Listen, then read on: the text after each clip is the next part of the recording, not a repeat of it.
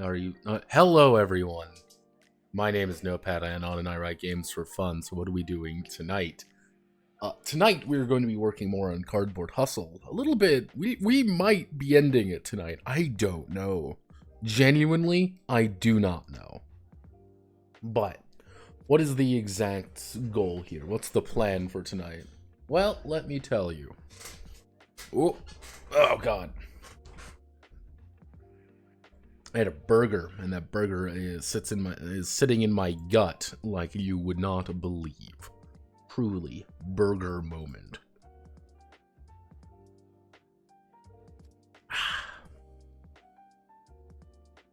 The cool, refreshing taste of coffee.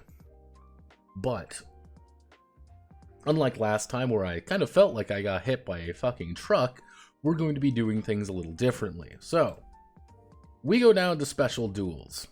We were doing special duels before a little bit. We've got tag team format, we've got the Orthian War Game format, Imperial Crown, and then I put in extreme dueling. So actually what I should do is set all of these to be correct. Now, immediately getting shot and gunned down. Fuck, I missed. Can you now play this game with overt? Is there parkour civilization? Yes. You can in fact perform parkour civilization. And yes, I did add in vehicle rules. Now, vehicle rules are not complicated, they are just different. So, at its most basic, hey, you're playing card games on motorcycles, okay? If you are playing card games on motorcycles, you are both on a motorcycle, you have 5 frame, which is effectively your health, and then a maneuver bonus and a speed. One of the big things is that you will be most likely performing a race of some variety. At the end of the round, you move up to whatever your speed is. But if you ever need to make a maneuver, you're taking the maneuver modifier based on your speed. So, for example, I am on a motorcycle. If I am going my full speed of blazing speed, I would be moving 10, but I would take a -3 to all my maneuvers. So if I want to do things such as adjusting my speed, performing a stunt, ramming, or activating special abilities, such as, nitrous or something else, that would be at a penalty, and that's not good. So, that's the basic idea behind it. Not too complicated, but there. Outside of that, we did some things up here. Rewrote some sections here just to make it flow a little bit easier. Put in some prompt tier artistry. We're prompting, as one might say, with our legally distinct Yu-Gi-Oh characters. Not lingering too long tonight. I've been up since 5 p.m. yesterday, about to fucking die. I hope the dev mines prove fruitful. Why have you been awake? Stop that. You are killing yourself. But yes, this is my, hopefully everyone likes my legally distinct Yu-Gi-Oh OC. He is a very important card game player. Yes, we do share jackets. Using that, I also ended up, I put some of the prompts that I was using beforehand. Of course, more legally distinct Yu-Gi-Oh characters, including all of these. We've got some I couldn't we couldn't find a good one for a couple of them, but we were definitely prompting. Yes, and we even have our legally distinct Pegasus. Yes. For some reason, it kept trying to make women everywhere, anime girls for everything, so it took some time, but we managed to do it. Of course, I need to make a lot of these. I need to make these. I need to prompt a lot of these. Because prompting is what I do best. Outside of that, yeah, it's pretty simple stuff. Nothing too extravagant in that regard. Right now, today we are going to write esoteric dueling, which it's not going to. I want not to wake up. Every day I wake up. But yes, we're going to be doing esoteric dueling today. And then we're probably going to immediately go onto character advancement. Now, this does lead to a very weird situation. A very, very strange one, perhaps. And that very strange situation is, really speaking, once we finish esoteric duels, which esoteric duels are not complicated. I think that's an important thing to note. They are literally, hey, do you want a shadow duel? Yeah, here's literally what you do is you manipulate these phases of the game. You want to make your own duel format. That's literally what you're doing. And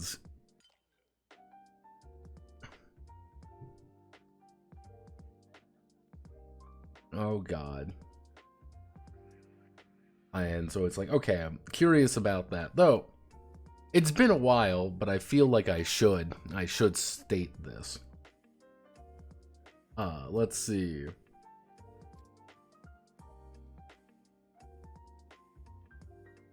Let's see, I need to, because someone posted this in my server, and I'm always obligated to point things out.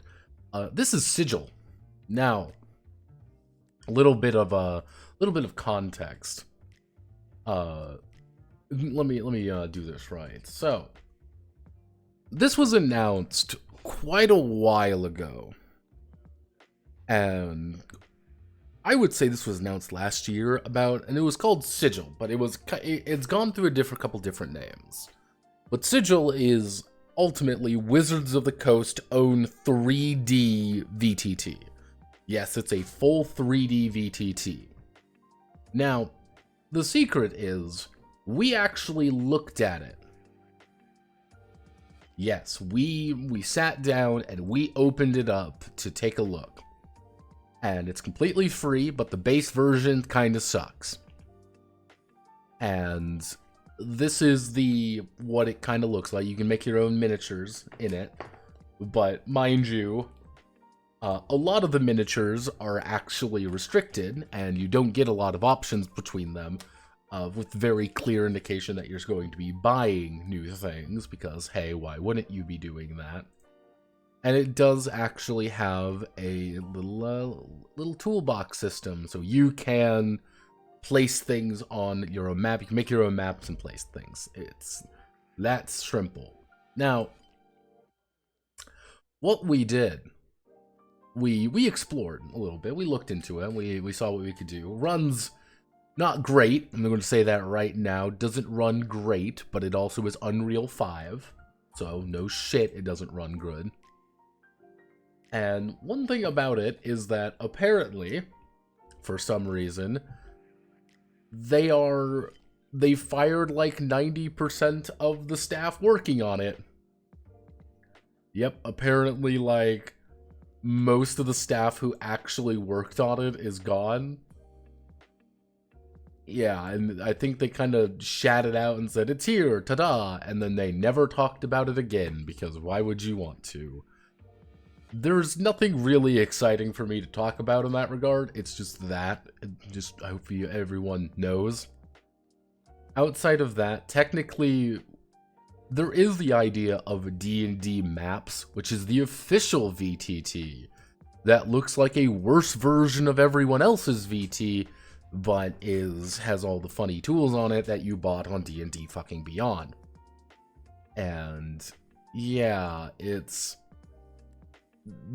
you can't use it unless you subscribe, which is, oh, it's this a month. It's not actually that a month, by the way.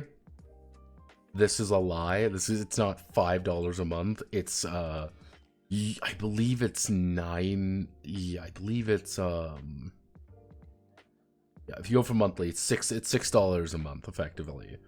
Annually, it's a little bit cheaper. Semi-annually, it's $6 or $5 effectively. Technically, if you buy the master tier, you have access to everything. So it's $6 a month. You can actually use their VTT, or you can log on to Roll20, which has everything as well for free. But it's Roll20, which is made out of, glass and faith. So, I hope everyone knows that. I just want everyone to know. Who got fired? Oh, Sigil, huh? Yeah, like, about 90% of the people working on Sigil have been shit-canned.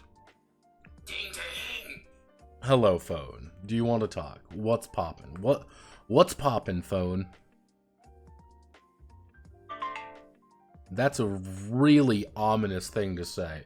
Give me 1 second. I will be back.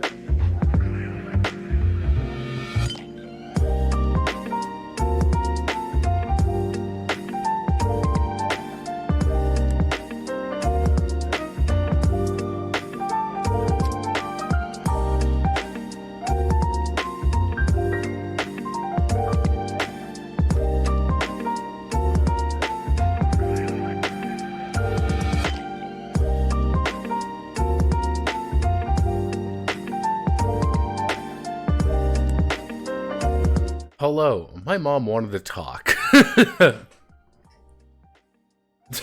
That's the best. My mom wanted to talk. Let's see. I always love when corpo art and dressed up people, multicultural and whatnot. Fuck bullshit. Good Kagura botching instead, as always. Now, if things go according to plan today, we might finish. Honest to God, like, extreme dueling is done. You can duel on motorcycles now. You can have an extravagantly horrible experience of being on a motorcycle and participating in card games.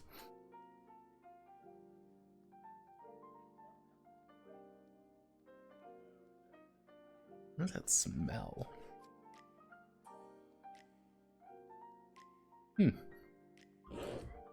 Alice only has 2 weeks left to live. Alice, huh? Alice, where? Where is Alice? Take me to Alice.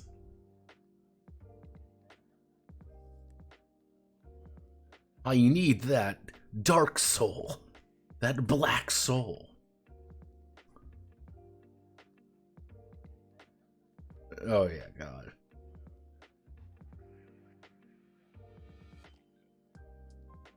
But yeah, so basic ideas behind all the vehicles are here. You can technically, there's a 3 to 5 deathmatch version, which is effectively a version of VTM Jihad.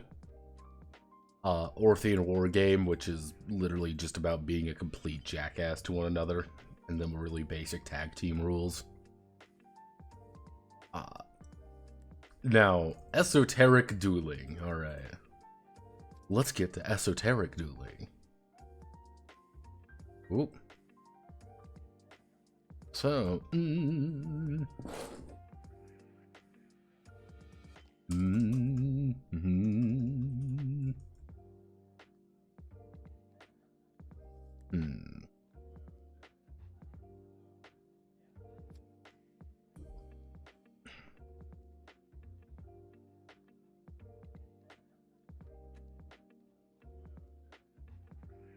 Man, something smells weird. God damn it.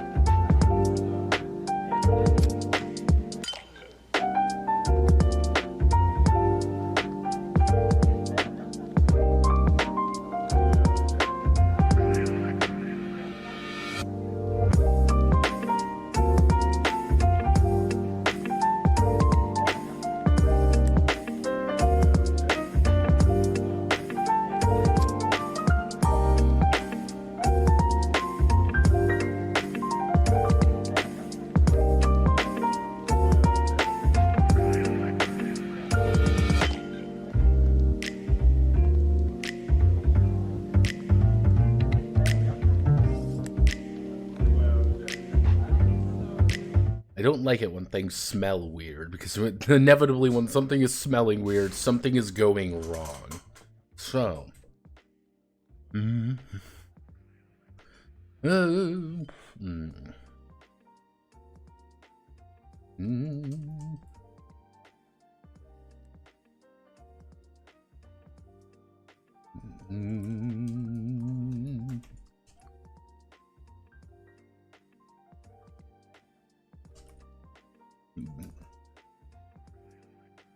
Actually,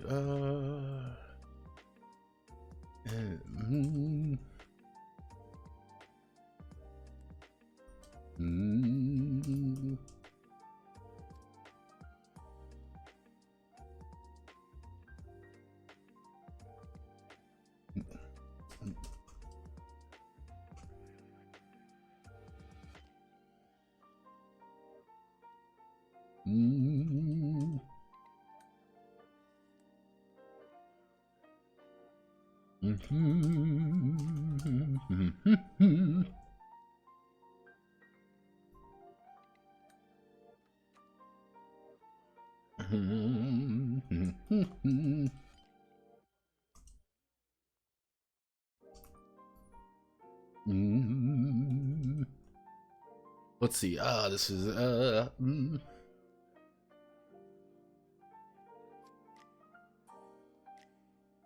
Mm.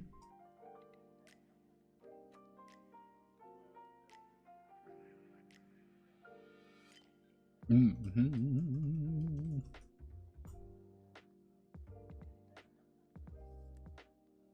Let's see. Sudden death duel. Both pretenders reduce one life each to the famed abyssal game. Mm. Mm.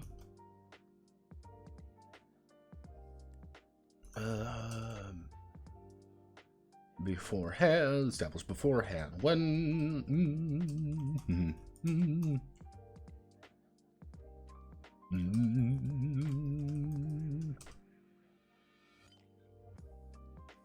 let's see. When an esoteric duel is taking place, establishing all the new rules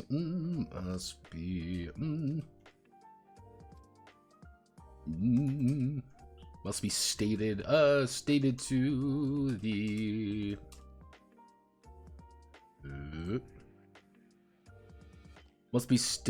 to the invokers. Taking place, establish all the new rules. Should say all the new rules must be stated to the invokers.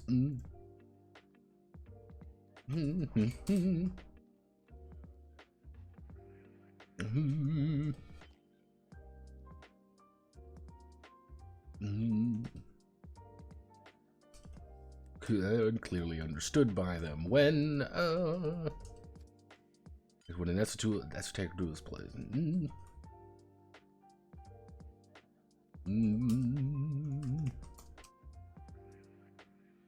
Nay, man.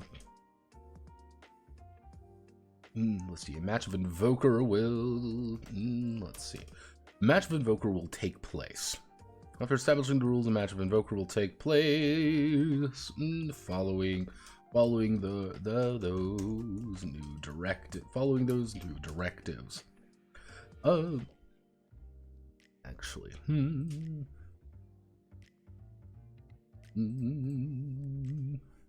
There are different, places to modify Invoker. To modify the Invoker rule set.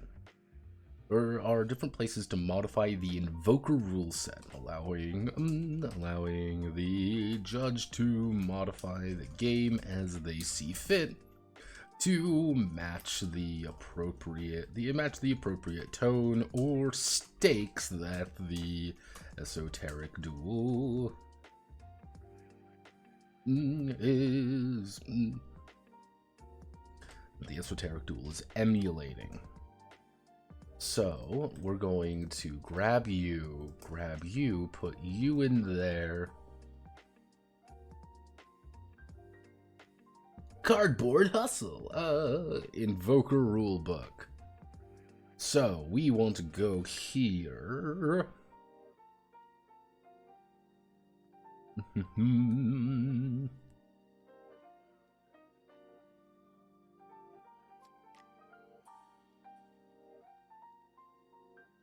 Okay, so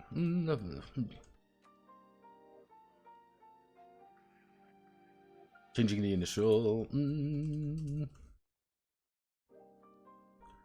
Actually, below are a number of sample esoteric duels. Below are a number of esoteric duels that take place in the series. Let's see. Below are a number of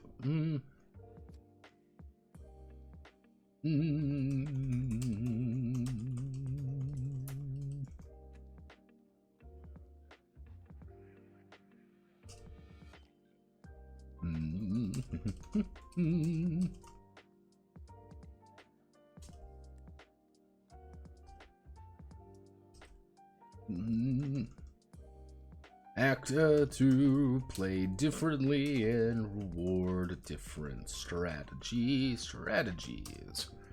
So we're going to grab you. We're going to put you here. We're going to do this. We're going to do that. So actually, we delete the column there. Description.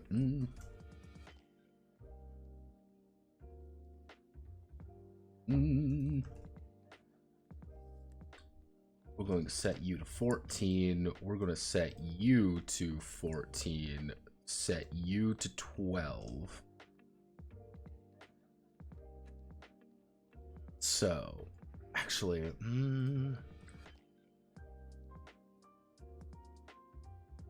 okay, let's just all right. Okay, so let's just do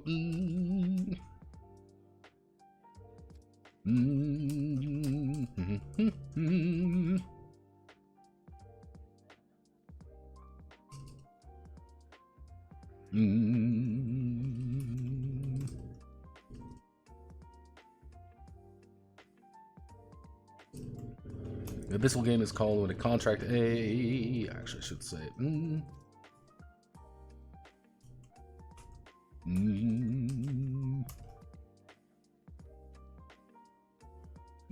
Pretenders and invokers to obey the.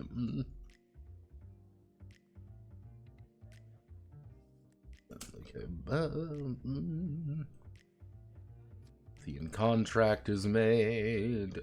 Let's think. What would be some weird duel types? Yu-Gi-Oh duels. I need. Let's think. I want to. Because I mean, if we do like Shadow Duel. A fucking Shadow Duel. Have no Duels of Darkness. Shadow games.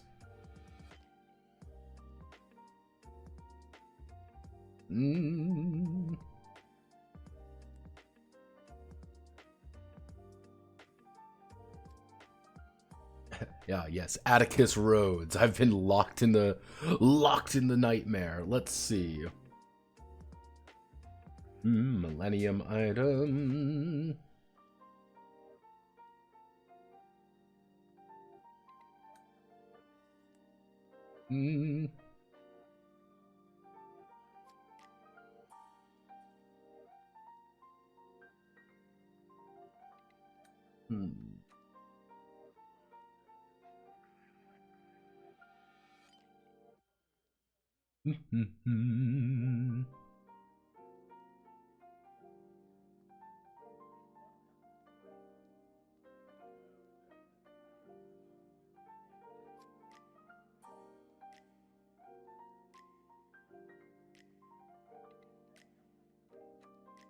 Landmine Prey, yeah. Mokuba fucking dies. Kaiba fucking dies. People die horribly.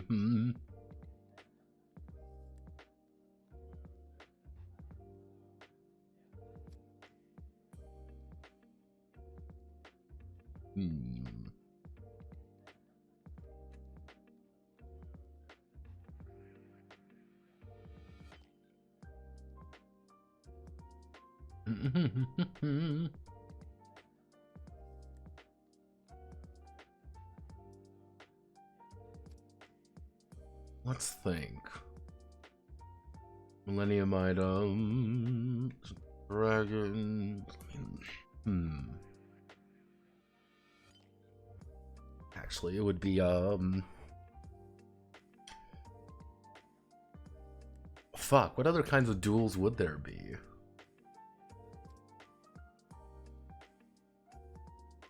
Because we've established racing. Alright, we've got racing. We've got hardcore parkour, free-for-alls, holy shit gigantic matches, and tag team. Two-headed giant, effectively. So it would be, if we're looking at like really specific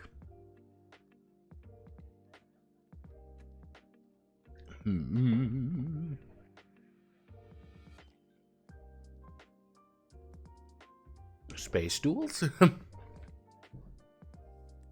Actually, you know what we can do? Why don't we look at the actual... Okay, let's look. Alright, let's look at the actual fictional seasons. And maybe we can get something here. Let's see. So, Saga of the Dragon Prince. This is early. This is Season 1 Yu-Gi-Oh!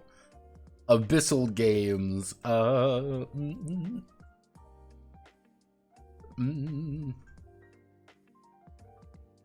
Let's do,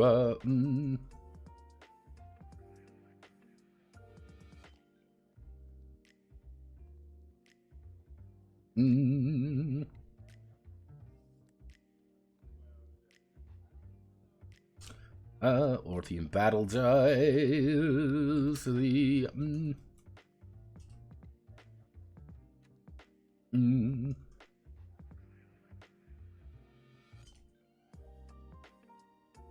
to there. To anti-K power and defense power. So it's a lot more randomized. Let's see. Let's see.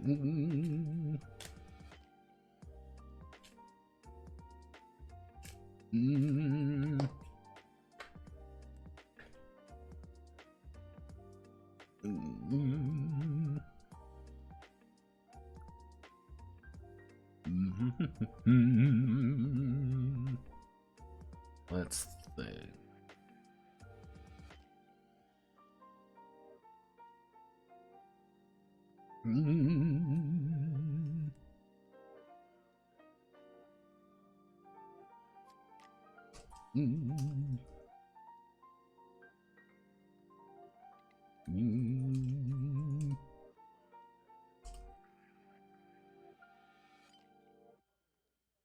Let's see, each monster.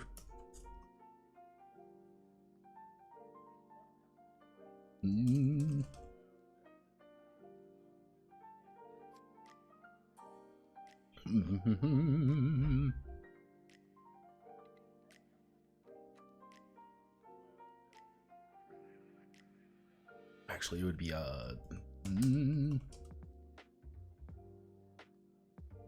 let's see. Oh, monsters.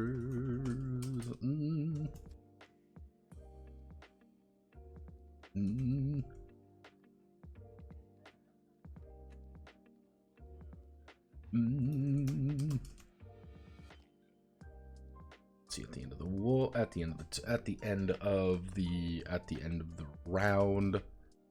So the idea of a domain war would be, okay, we're dueling in literally blue. We're dueling in the area of domain of magic. Therefore, all my blue monsters get a huge bonus because we are literally dueling in, you know, in that situation. That's kind of the gimmick. Let's think.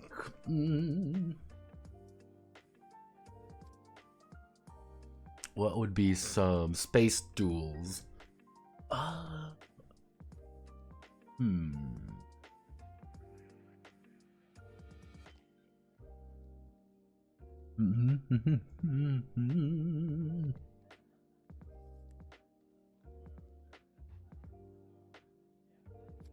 Actually, I guess it would be.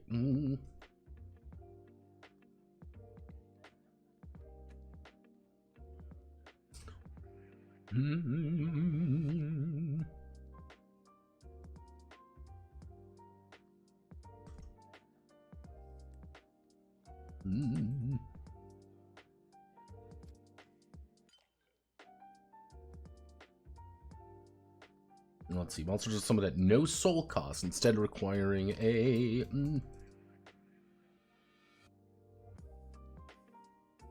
Let's see. Monsters are summoned at no soul cost, instead requiring a certain number of turns to pass before they are able to be summoned.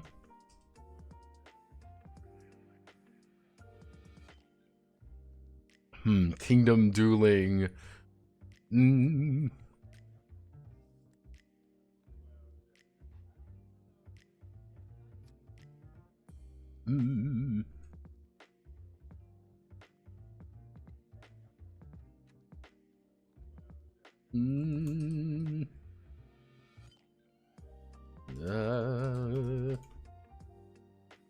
Emulating Season Point 5, where the rules are being finalized.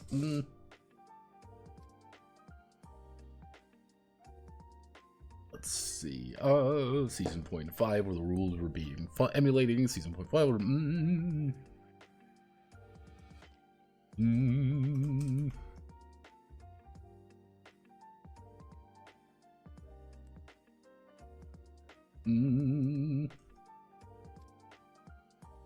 Actually, at the end of their turn,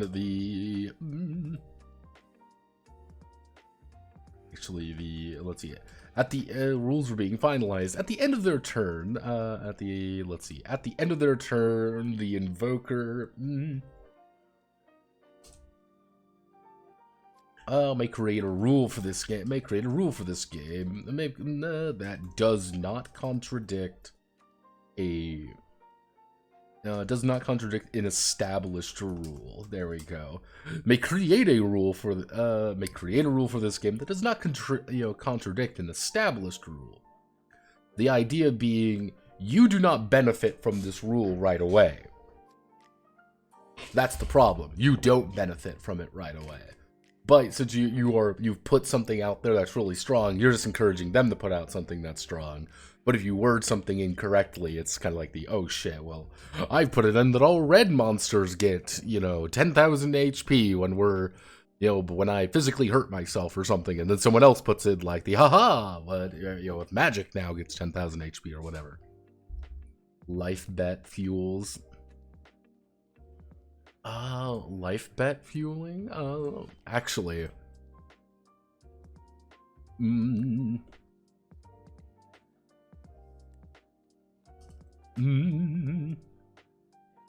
Bleed for me. All life cards. Let's see. All life cards are revealed.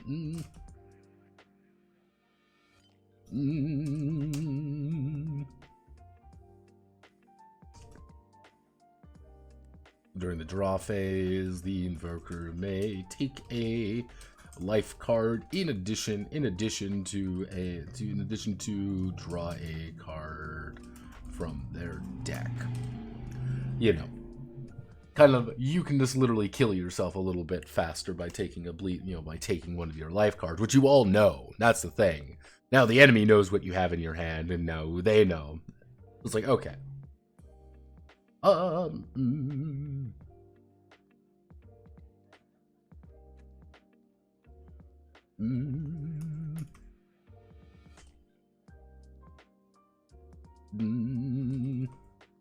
Actually, what would be, God, it would be, if you want to do an old version, it'd be an arcade, okay,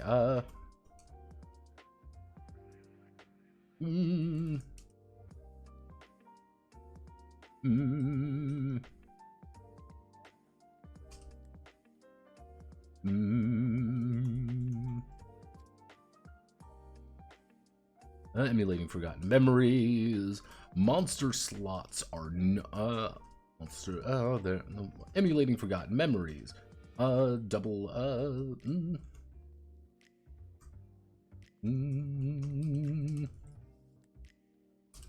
There's 7 monster slots. Let's see, 7 monster slots. Soul cards go up to 7 instead of 5. Soul cards go up to 7.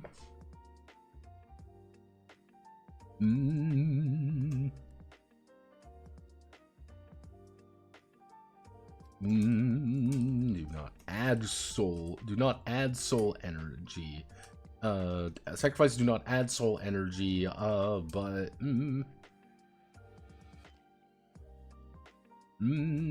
actually, do not add their total soul energy instead. Sacrifice do not add their total soul energy instead.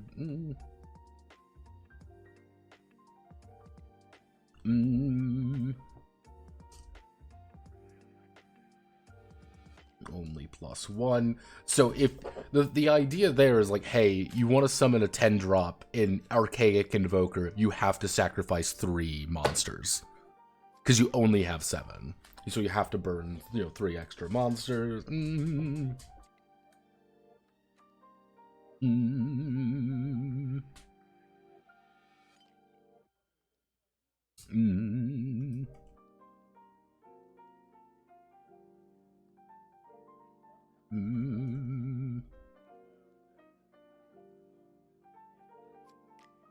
Let's see. So 7 monster slots. Monster cards go up to 7.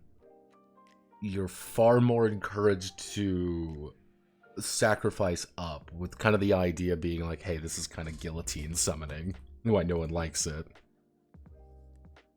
Guillotine summoning sucks because it was just made everything a lot slower for no real benefit. Let's think. What would be another good, like...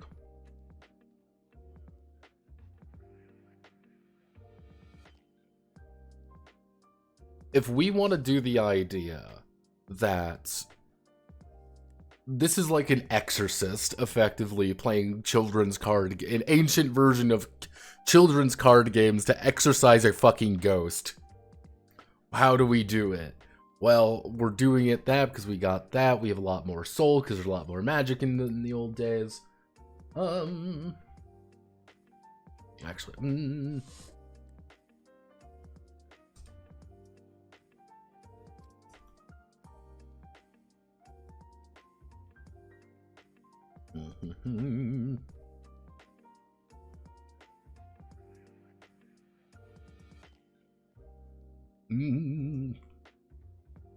Actually, we want to do actually, we already have extreme, so that would be covering a lot of extreme stuff.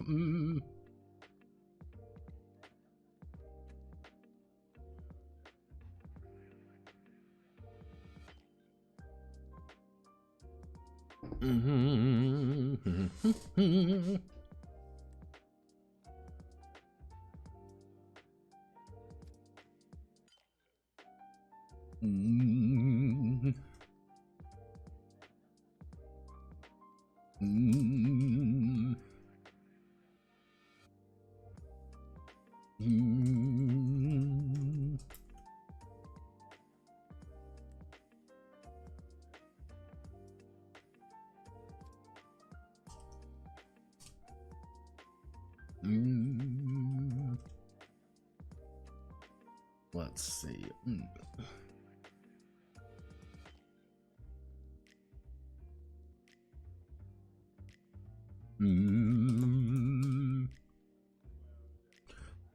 Stop clock. Let's see. Stop clock. The idea would be.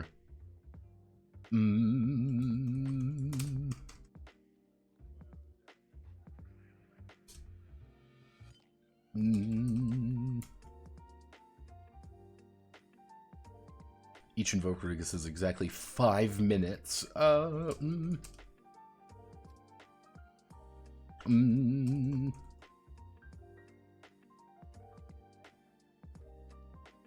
Is that a chess shot clock? It's a shot clock, right?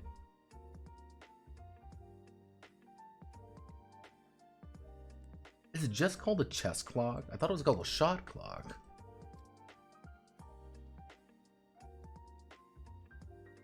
Like, let me see. Huh. I did not know that. I thought it was, let's see, shot clock. Shot clock. Each invoker has exactly 5 minutes to...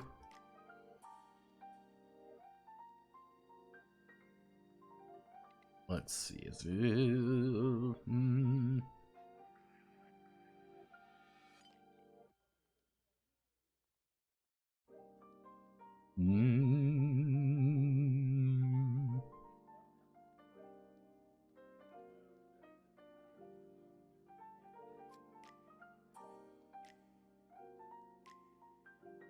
Well, so each has exactly 5. Actually, how long does it last?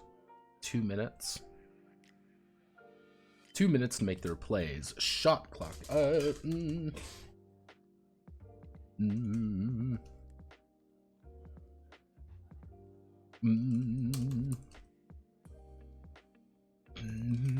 After they finish their turn, they will hit the clock.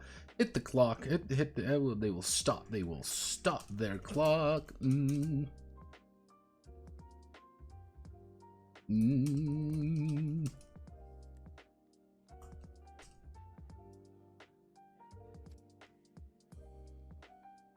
Regardless of life.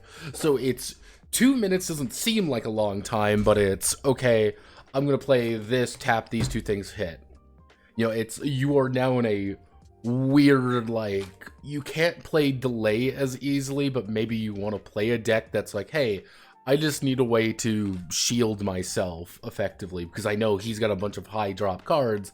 That's just taking him longer to say, okay, I'm going to tap all of these things and do that. Yeah, shot clock is very annoying, and that's the funny part. So, okay. So we're going to grab all of you.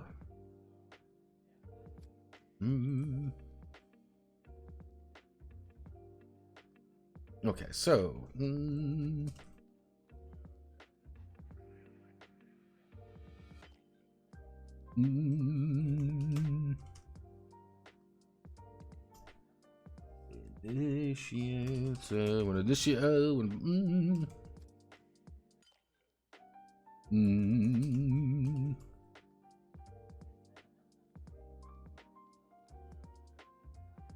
and add the result in thousands.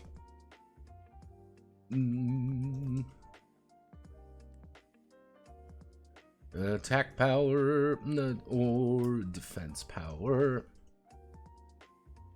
And then we've got power dueling, power up dueling, power up. Each monster receives each monster on the field. Each monster in the monster zone receives a plus 1,000 counter at the end of the round.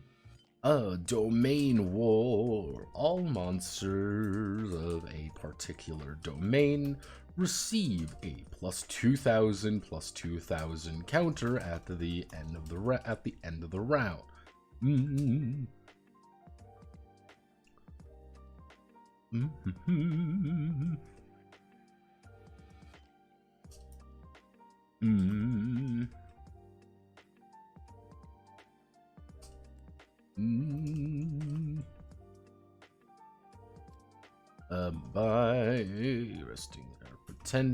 By resting their pretender.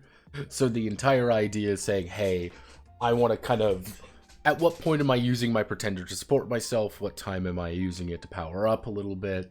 Orthian combat.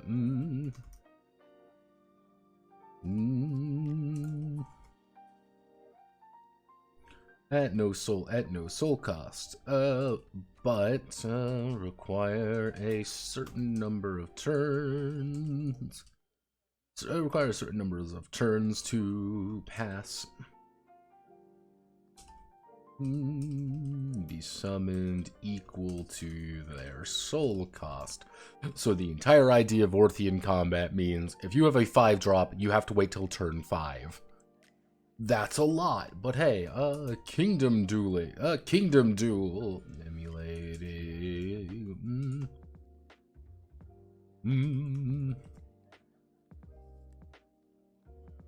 finalize at the end of their turn. The invoker may create a rule mismatch that does not contradict an already established rule.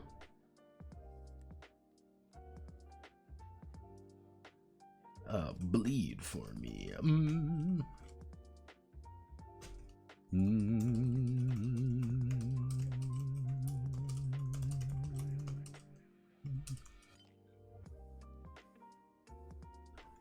may take a life card in addition to a card from their court. Archaic Invoker.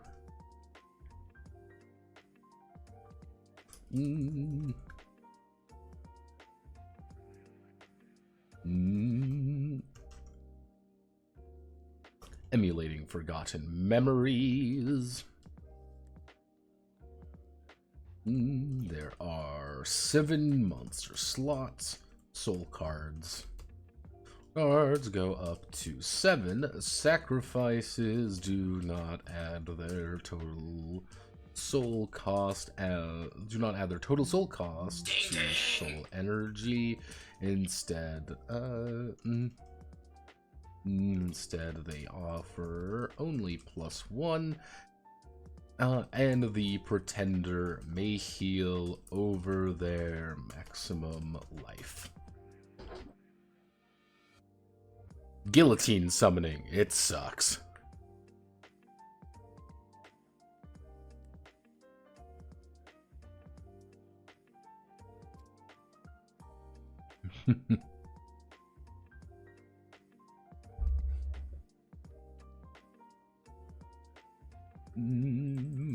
And then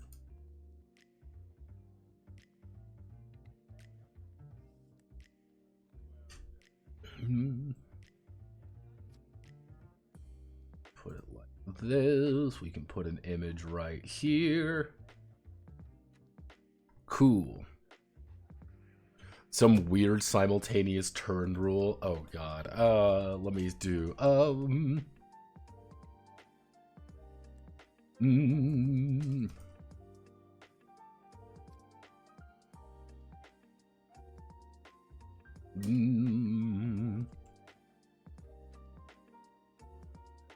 going in order of operation. Going in order of operations is normal. Going in order of operations is normal. Main.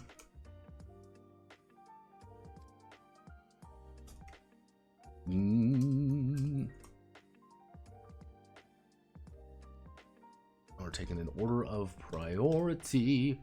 We're taking an order of priority, so it would be attach soul. Actually, no, it would be play card, attach soul, use effects, then attack.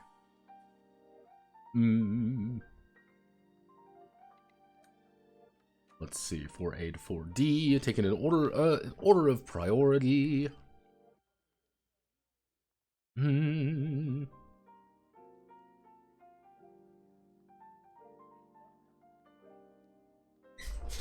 Yeah, instant action, god, that would be... So I guess the idea would be, if we're playing instant action, first, all of our cards enter the rested state. We both draw. We both then empower by placing a soul card from our soul deck to their soul area.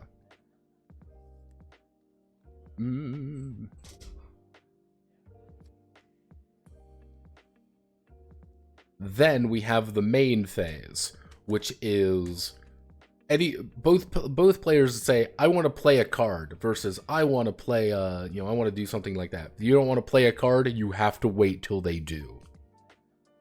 But then you have to attach soul. Once you attach soul, you can no longer attach soul after that. Then we use any effects. Then we attack, which would be all of us literally declaring attacks against one another and then resolving them all. Because remember, you've probably rested some monsters at this point to attack one another. So you are literally betting, potentially, on attacking cards you may not be able to. You effectively have to make a bet of, are you attacking with this monster versus not. I don't think it'll work, but it's there. It's a terrible rule you can put in if you really want to. And that's half the fun. That might be something I have to, like, play out. Oh, Jesus. Let's see. Okay. That, I believe, is all the esoteric duels. I guess now... Wait, why is esoteric duel? Oh, you're not heading 3. There we go. Now you're heading 3. Now I can hit this button, and there you are. Tag team, we show all of you off. Bingo, bango, bongo. Okay, so we do that. Let me go all the way up here.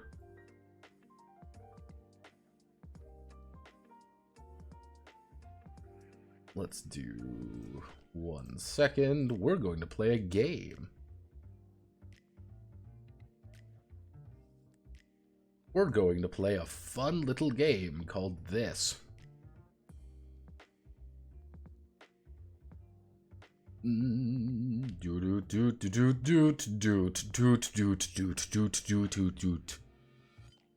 Says we're going to take all of this and go 1, 2, 3, 4, 5, 6, 7, 8, 9, 10. There we go. Because it's not a very big rule book, so it's okay. So that leads us to literally just cracking a pack, I think. So we're gonna grab this.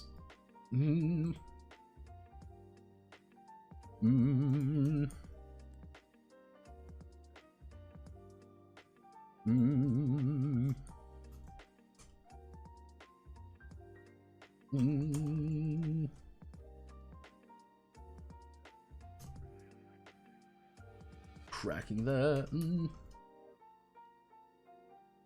Cracking a pack. All right. Let's see.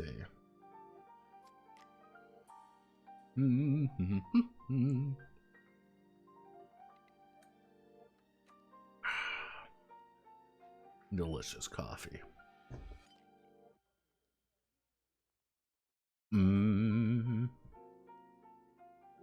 Okay.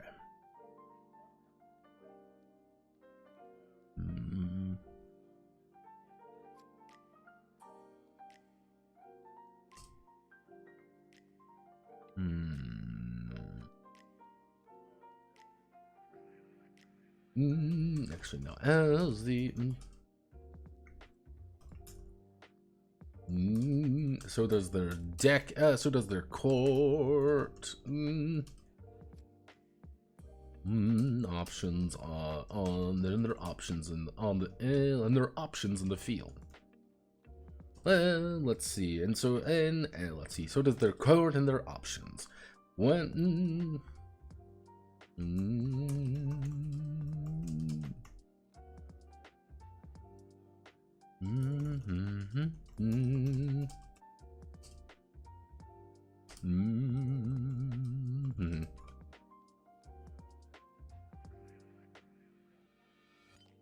Is there a booster pack or a booster box? Let's see. At certain intervals, the judge will award either a booster pack or a booster box. No, that doesn't sound right.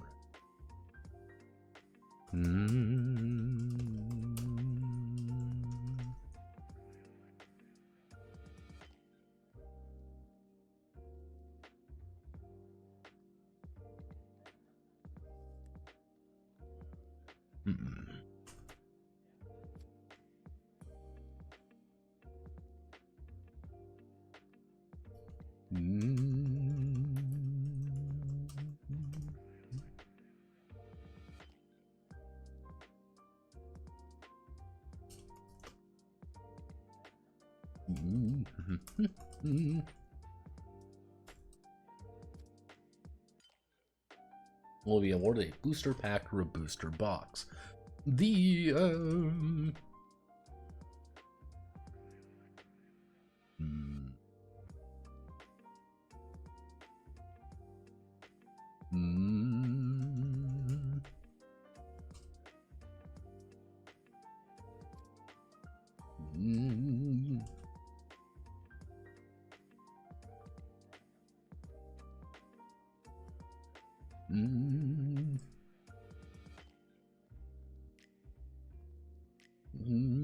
let's see, such as defeating a rival.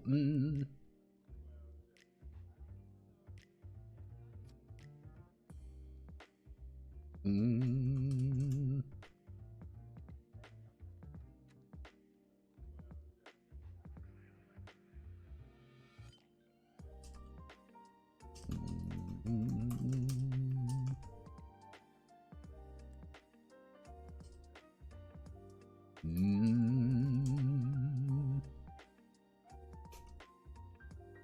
Or these may be considered minor arcs of facilitating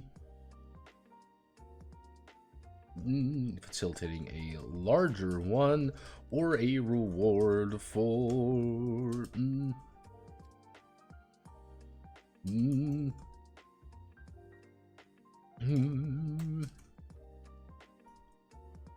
let's see. Each booster pack contains one card. Let's see. Actually, how do I want to do?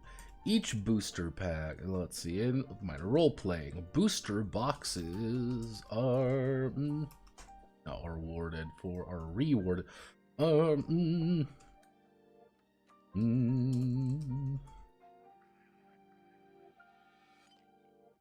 For significant accomplishments, including for significant accomplishments.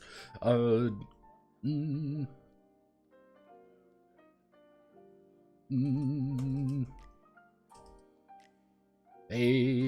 see, a team winning a tournament, saving their friend,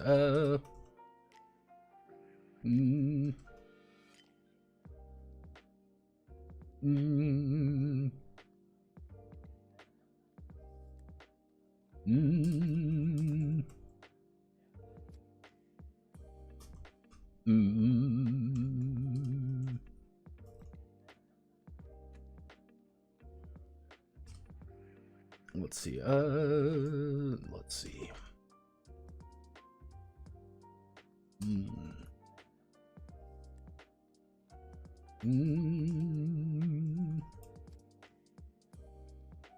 Significant reward, but requires the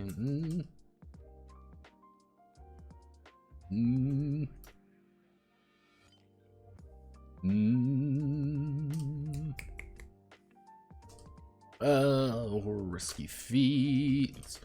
Let's see, so a little bit of the idea. Hey, you get things, the better you do, the more you get. These are, again, provide a booster box. Hey, the booster provides a larger reward, but requires a broken from impressive daring or risky feats to earn them. So I guess we would go here, which would be booster packs. Actually, no, I think we do booster pack first. So, booster packs when a booster pack is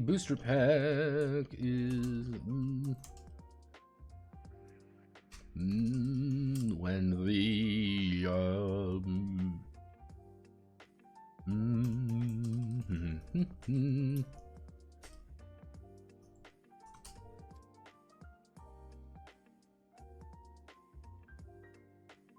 yeah, okay.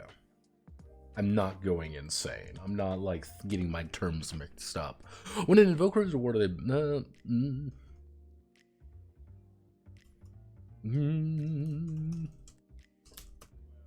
add it to their court. When they receive the ability to create a card of their choice and add it to their court, they will also receive pack filler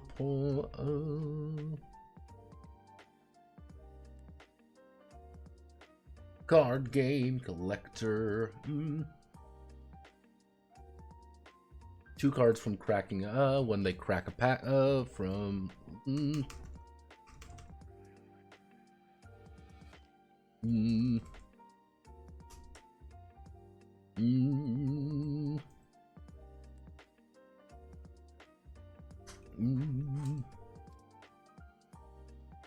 pack filler points. Pack filler points, let's see. An Invoker's awarded a booster pack. They receive the ability to create a card of their choice and add it to their core. They will also receive 2d10 pack filler points.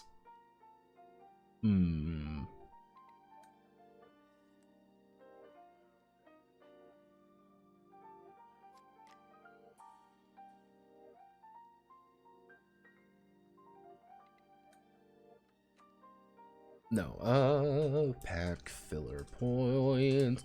They'll also receive 10 pack filler points, or PFP. Pack filler point,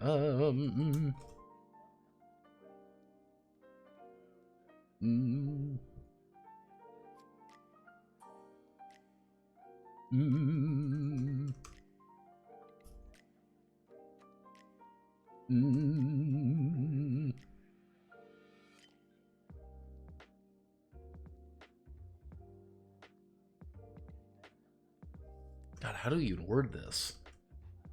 Because the idea, what I want to have happen is, as a player with a booster pack, congratulations, you have a booster pack.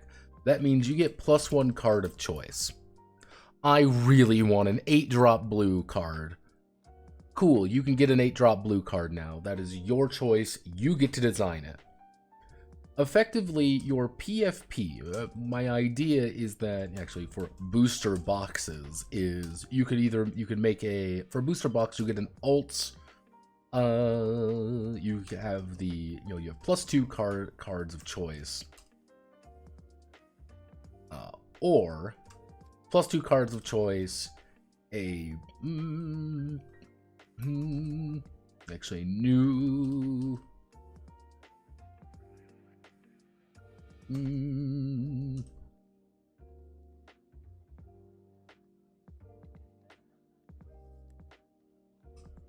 or 10 PFP. So you get we do like choose 2 or something. With the idea being, hey, like or maybe we just give them all. You're like, yeah, you can do that. Or if you don't want a new pretender variation, just make a new card. Because the idea of, like, the PFP is kind of like this gamble core energy. I am joking. However, I'm also not joking at all. Kind of the concept would it be is you can spend 1 PFP and you randomly roll up a new card. What does this mean? And it's going to be a set of requirements when you are creating a new card that are very strict requirements. And they may not even be good. You have to make it like, oh, this card has to be it has to be Blood Domain. But you run a Magic deck. A Blood Domain card is going to do nothing for you, but that's the requirement. You have to make a Blood Domain, domain card. So you're randomly rolling up a new card, and it has to be X cost, it has to be that. That's 1. It's completely random. And then you spend PFP, spend pack filler points to pretty much like choose instead of roll. Like, yeah, you can get 5 cards for completely free, but oh hey, you rolled and they're below curve kind of thing. Like, oh, you only get 5 BP for each thing you get. Oh, you have a set limit of, it has to be a 10 drop, but it also is, you only get 20 BP for it. That's all you get. It's like, wow, that's awful. I mean, like, yeah. And that's kind of like the idea. Like, yeah, you get all these weird cards that maybe aren't good. That's the thing. Yeah, your random shitty pack fillers aren't great. Because they're not supposed to be. They're not your signature card. They're chaff, effectively. You might put them in there because you like the idea behind it. You may put it in there because it's above curve, and it is better than a normal card of its level. Other times, it just sucks. So, okay. I guess if we do... Okay, you know what we can do? New cards. When an invoker...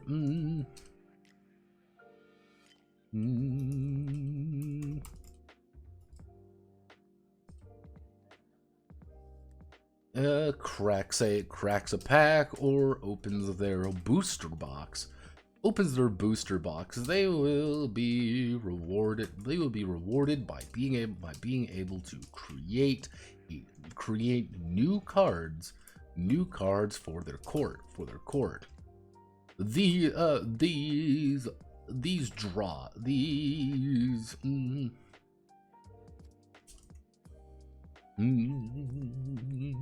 let's see, these lucky draws. God, I need some TCG terminology, don't I? TCG terminology.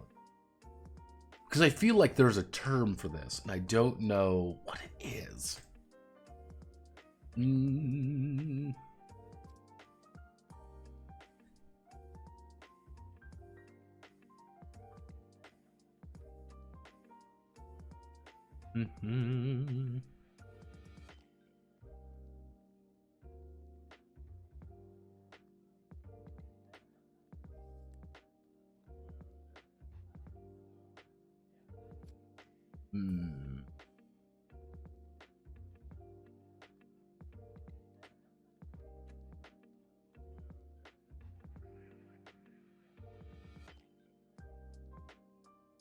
Actually, I guess it would be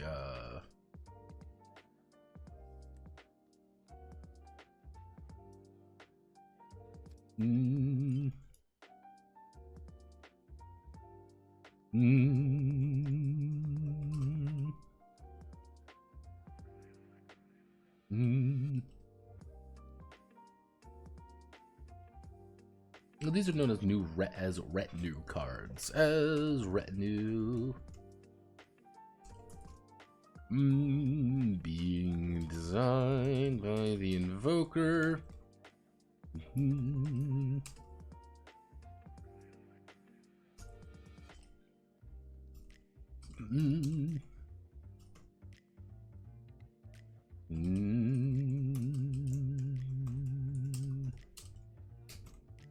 Let's see, each retinue card follows the same rules as designing any other card, including, let's see, retinue, including BP bonuses gained from, archetypes. So BP bonuses gained from archetypes. A single retinue.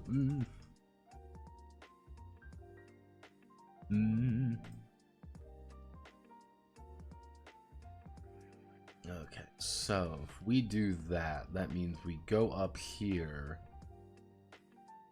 I said we go up here, we grab this. And then we put it here, which will be booster pack, booster box.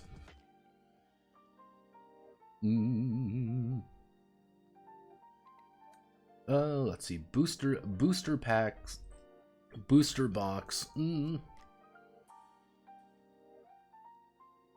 Or a lucky card. Finally, lucky cards are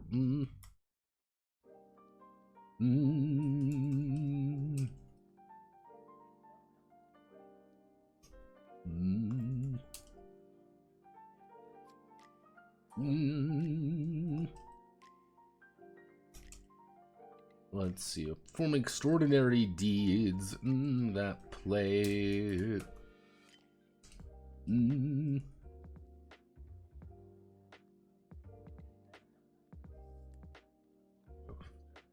We go all the way up here, we go down here, we grab, there's blue.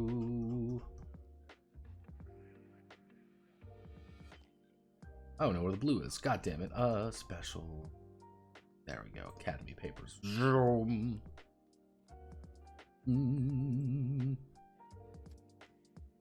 Rewarding.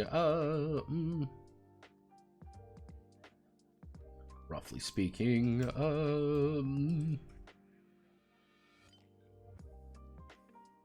roughly speaking, each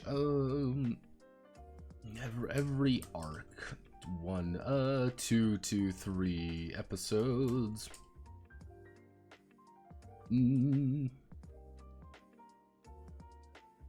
Let's see. Roughly speaking, every arc actually be 3 to 4 episodes.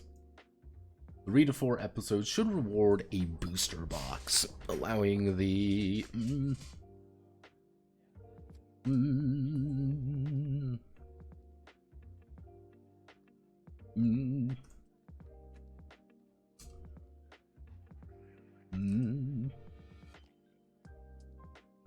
growing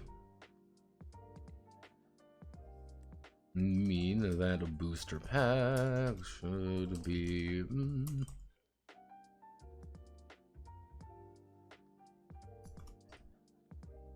let's see here. This does mean the booster pack should be awarded around every other episode.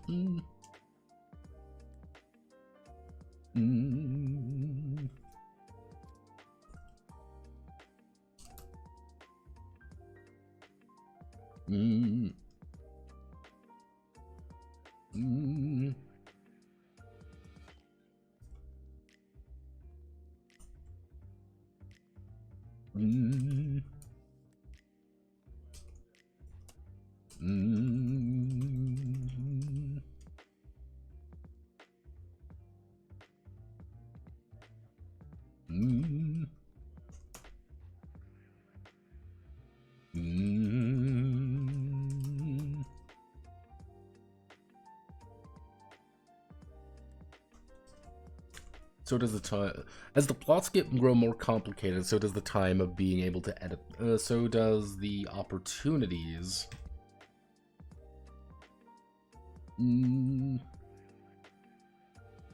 So being able to edit their court.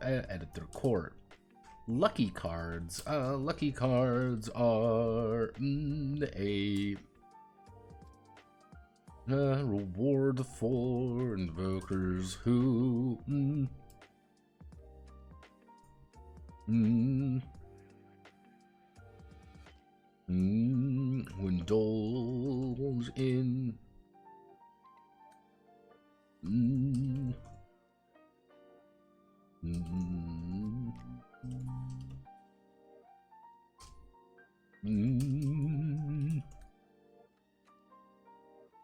let's see. Often these are through non-card game, through non-invoker means. Often these are through non-invoker means, but invoker will inevitably be used to solve them. Them in some other in a roundabout way. Kind of the idea, what I want to get across here is you are being rewarded consistently. I think in a game like this, that is very important. 3 to 4 episodes, you're getting a booster box. Every arc, you're getting one. Every other episode, you're getting booster packs. Things like that. However, here's the thing. As it goes on, and in longer games, you are getting those far less frequently. Instead of every other episode, it becomes every 2 episodes, and then every 3 episodes, and then every 4, then every 5, kind of thing. Like, it gradually gets harder and harder to get packs, because hey, you've already got a dozen packs, and it's a lot easier. Same thing for booster boxes. An arc might, at the beginning, an arc is 3 to 4 episodes. Then it's 5 to 6 episodes, and then it's 7 to 8 episodes. It's as the game grows more complicated, the plots get a little bit more intricate, the big rewards don't come in as often anymore. And because the big rewards aren't there as often, it's like, oh, well, I want more. Hence why it's valuable for the inheritor to be there.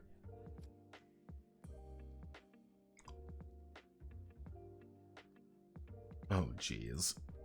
Prize card, chase card, prize card could be a good idea, actually. Like, finally, prize cards. There we go. Yeah, it's very quick, then kind of slows down. It's a roguelike.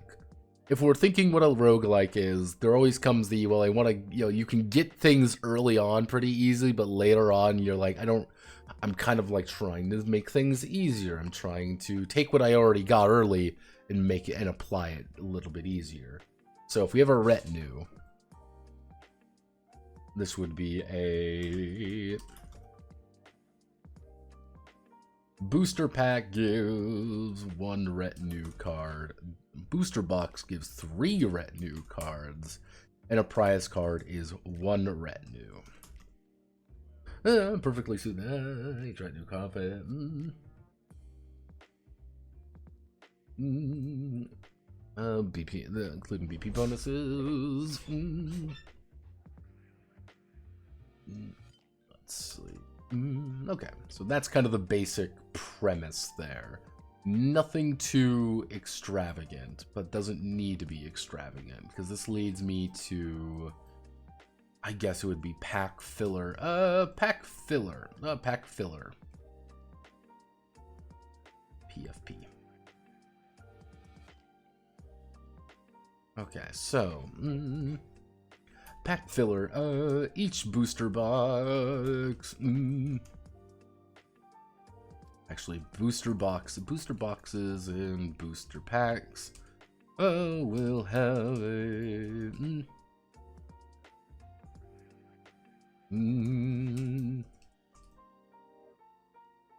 often the mass-produced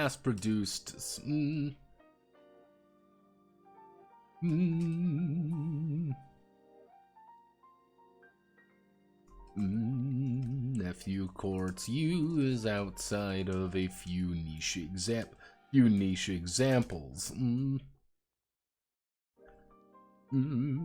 Instead of seeing the remainder of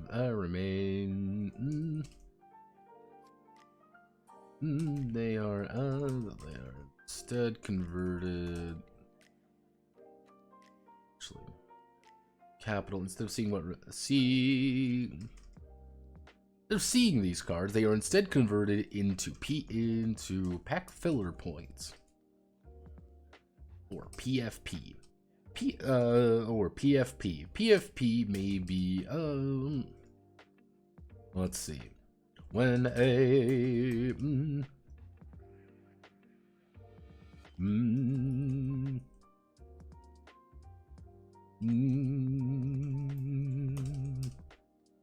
let's see, PFP allows the invoker to, I guess there's a question. Would you want to have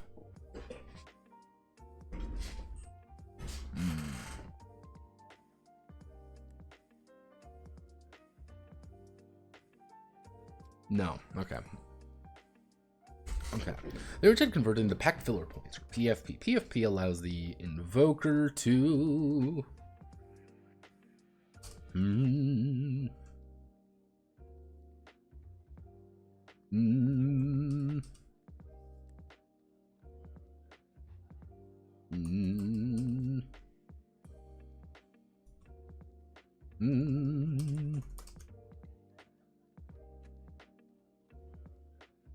let's see. PFP allows the invoker to roll or choose different aspects of a card they will be developing.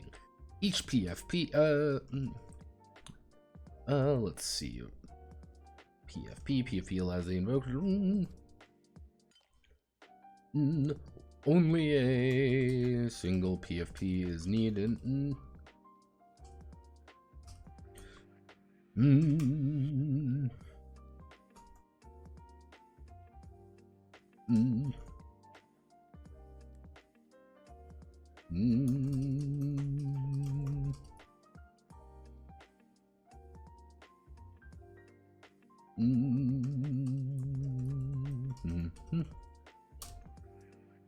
Choose an option on the list instead. Let's see. However, it may be spent in bulk to choose an option on the list.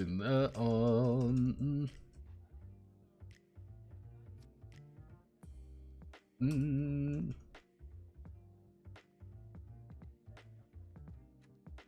Mm. Mm.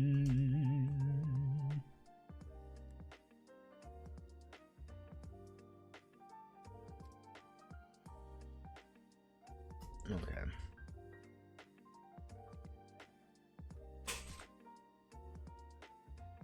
So,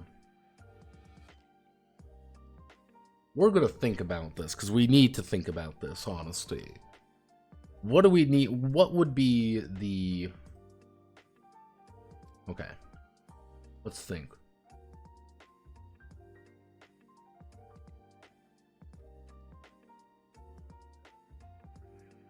First thing that comes to mind. If we are developing a card.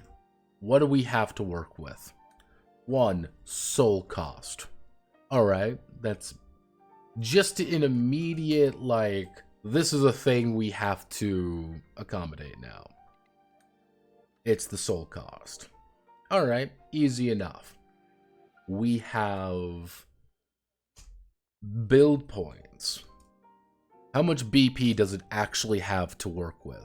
You have a 5, if you have a 5-drop, you only get 1 BP per soul cost. So if you have a 5, you have 5 points. It could literally be a card that is functionally useless. Like, it is a functionally useless card because it is like a 6-drop and you have and you get 1 BP per. Okay, so it's like we get build points. All right, easy enough. We would then get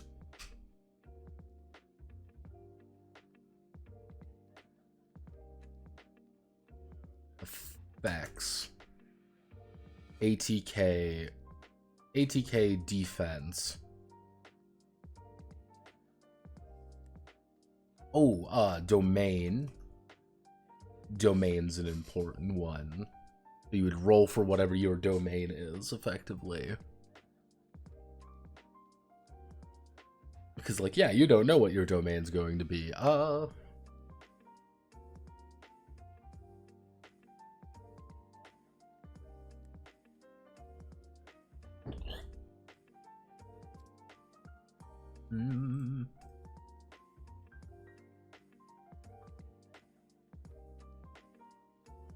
Soul cost, build points, effects, attack and defense, domain.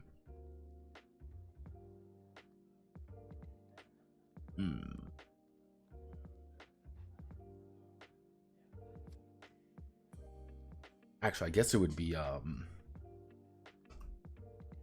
like, quirks. Like, just, this is a requirement you would now have to face. That's 1, 2, 3, 4, 5, 6. 1, 2, 3, 4, 5, 6. Okay, we get rid of these. Okay. If we do the soul cost table. Okay, so we...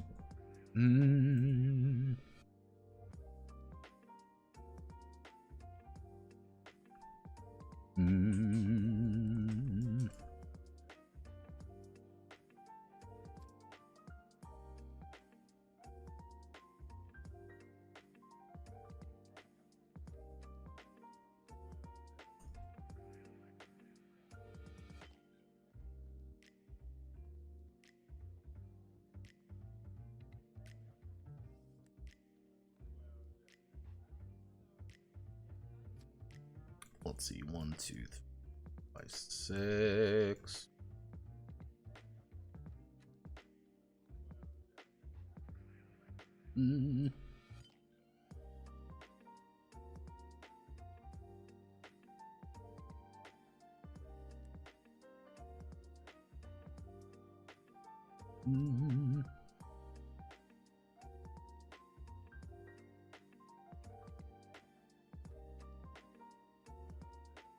Two or roll. Like, literally, that's the thing. Is like, yeah, you can choose, or you roll a 1d10, and that's the soul cost. So then it would be the build points.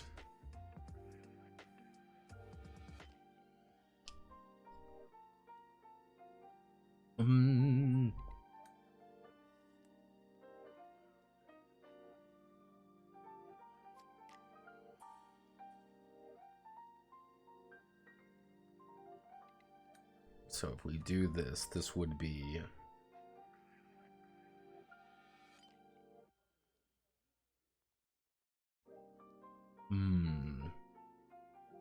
What if we brought it down and we do... Let's see, we got 6 there. Let's say we do 1 to 3...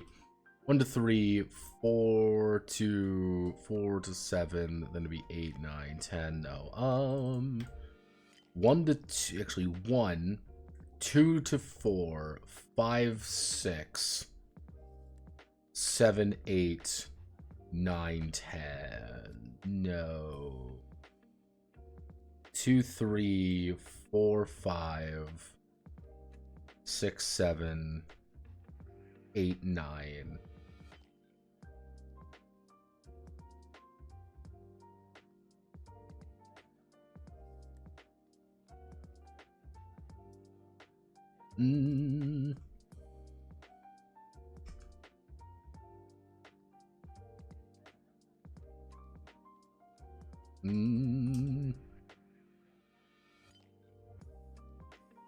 Actually,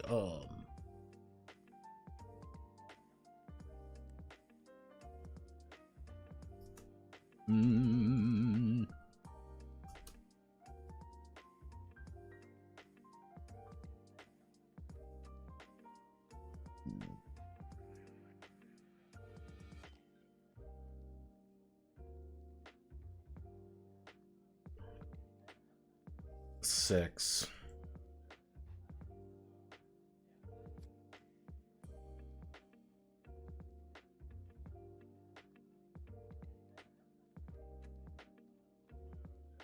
So on a 10, you literally get to roll, you get to make this card a curve.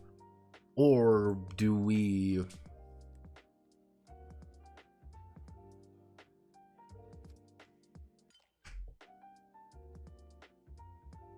We could do something like 2, 4. So we do 2, 5, 8, 10, and this would be 12. So you have effectively a 10% chance of getting a card above curve. Or does that feel too much?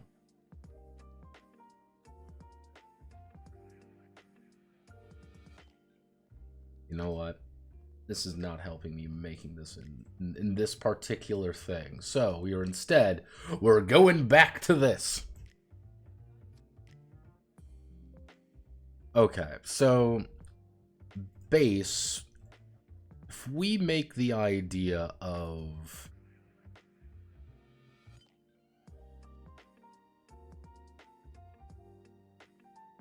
1d10 roll. So if we select all of you, put you as Gideon Roman. And then we... Part of me wants to do something like this. Like it's just an NA, and then that would be 1, 2, 3, 4, 5, 6, 7, 8, 9, 10. Above curve is so it would be soul times 10.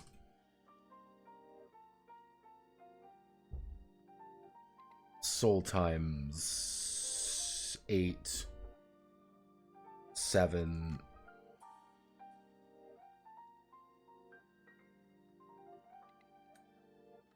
One, 2, 4, 6, 8. 8, 10, 12. Yeah, we can do something like that. So, with this idea... Okay. Oh, we're dealing with some oh god, why do I keep doing all this esoteric nonsense to myself? Why am I doing this to myself, gamers? Why?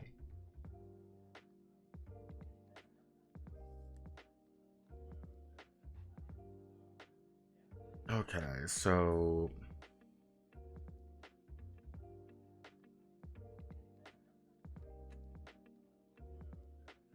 if those are our costs here, so if we want the idea of soul times 5, soul times 3, and soul times 4 to be here, above curve would be something like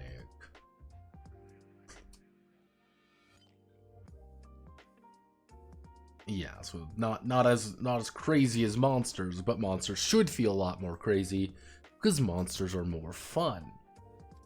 So we do not have, I guess if we do soul times 1, soul times 2,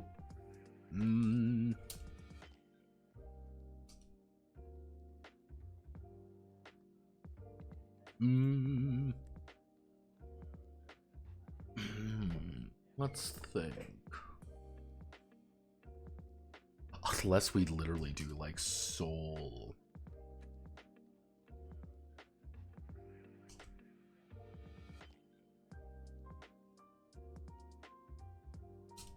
Unless we do something like this.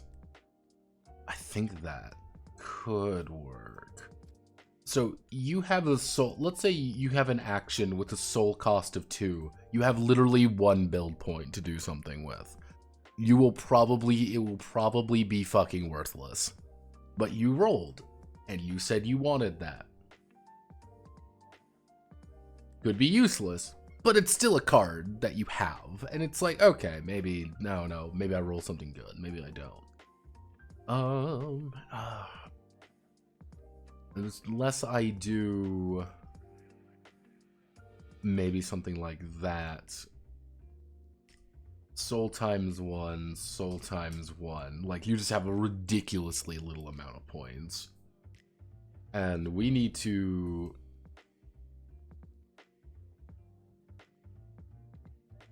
Unless I do...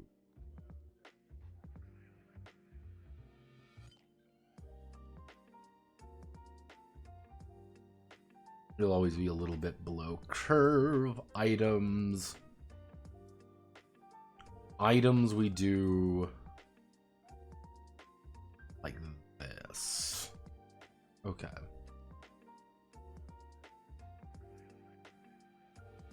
You're always going to be going on a little under quality, which you need to. And then we find our specs. No. How do I get across?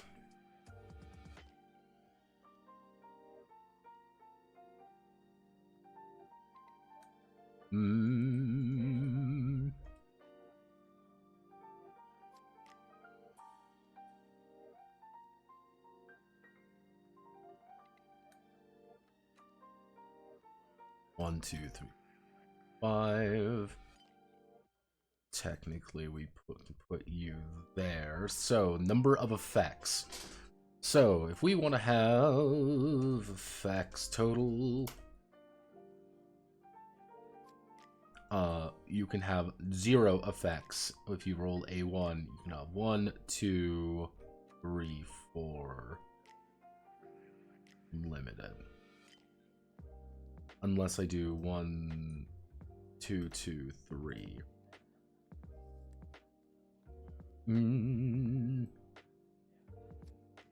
So this would be 1, 2, 3, 4, 5. So I guess if we can, I guess we can use 10. It would just be 1, 2, 1, 2, 3, 4, 5, 6, 7, 8, 9, 10. That's the number of effects you are allowed to have. So should say max. Max number of effects. Like, that is the most amount of effects you are allowed to possess. You may not have any more. Okay. Easy enough to understand. Then we have...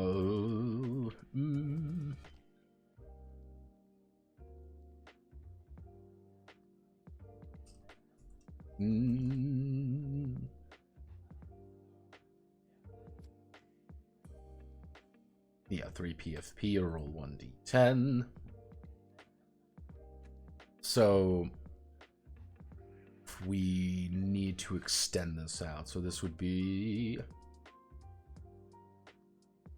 5, 6, 7. If we do...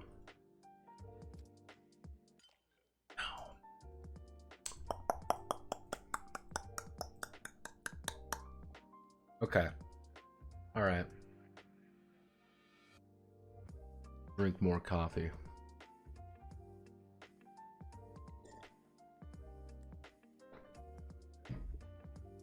Yummy, yummy, yummy.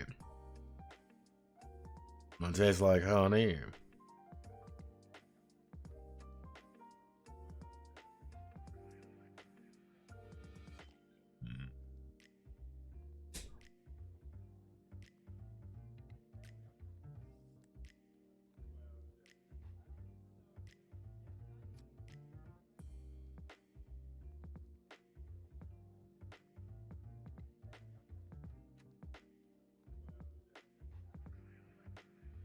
You put in the NA value there. So this would be 0, 0. This would be 0. You roll a 1, you literally cannot have any attack or defense on it. Here it would be 2,000, 4,000, 6,000, 8,000, 10,000. So, hey, what this means is, hey, I rolled a card, I can only have a maximum of 2,000 attack or defense on this thing. Okay. Okay, so that brings us down to domain.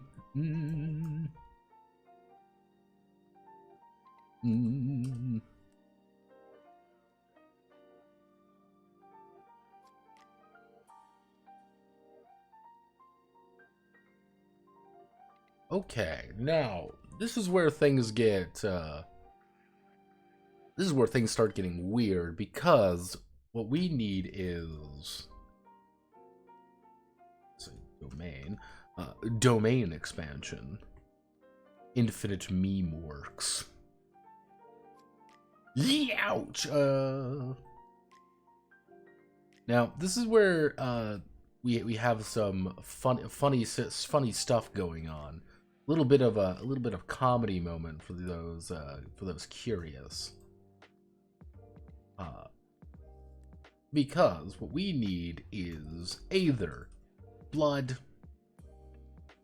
death, ego, holy, magic, verdant. And then technically we don't need that. So that's 1, 2, 3, 4, 5, 6, 7.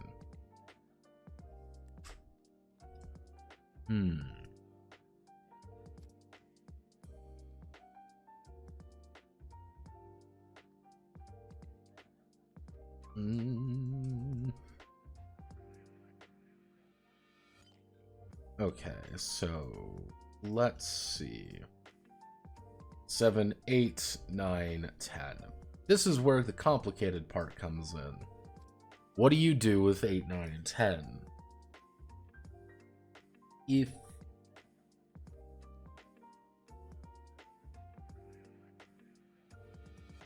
I guess for those two we can add in like choose. Like you have to choose what it is, but what do you do for 8 then?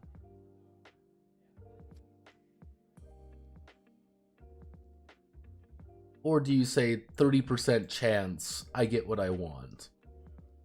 Or I pay for.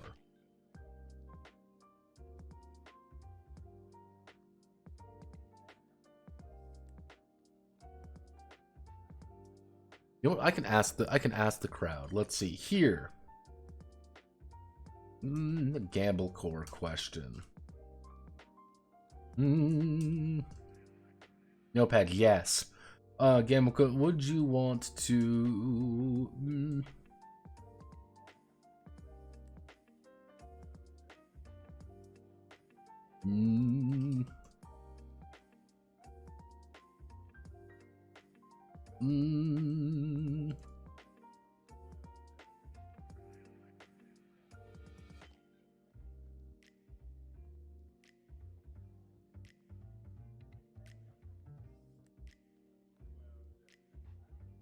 Would you want to spend fun bucks to get a result you want, or have roughly 30% chance of getting what you want? Oh, getting what you want.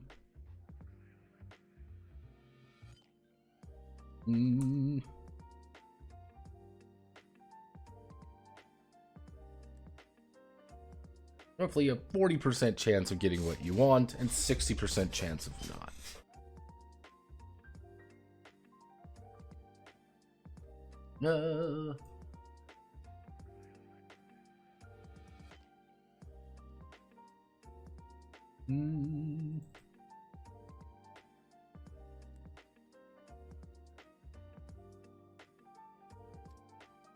This is a very, very convoluted question, and it's literally about personal stakes.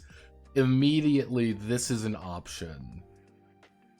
Because I don't really have rules for blank cards. For like, yeah, this doesn't really have a blank. I guess it would be like...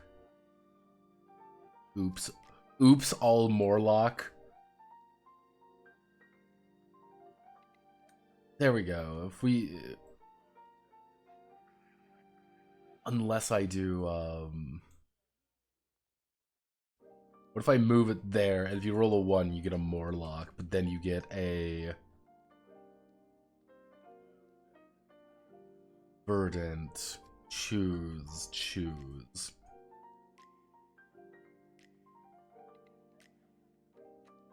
So if you roll a 1, you get technically a blank card, but it's literally worth nothing. It is a card that is bad.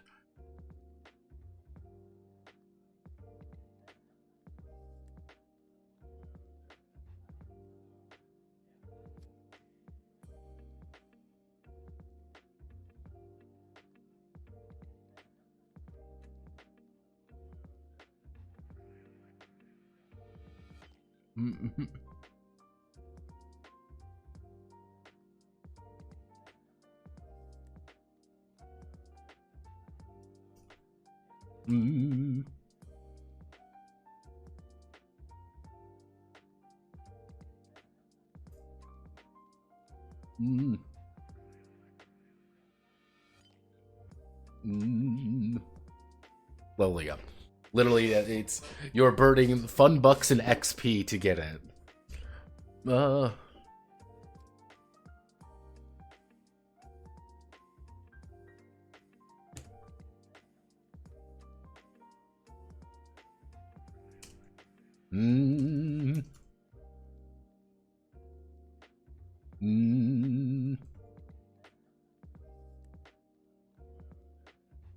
Let's see.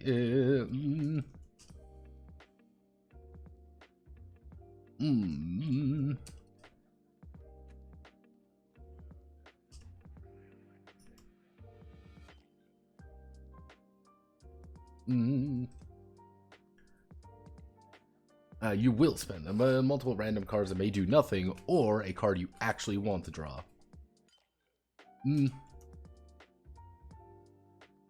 Okay.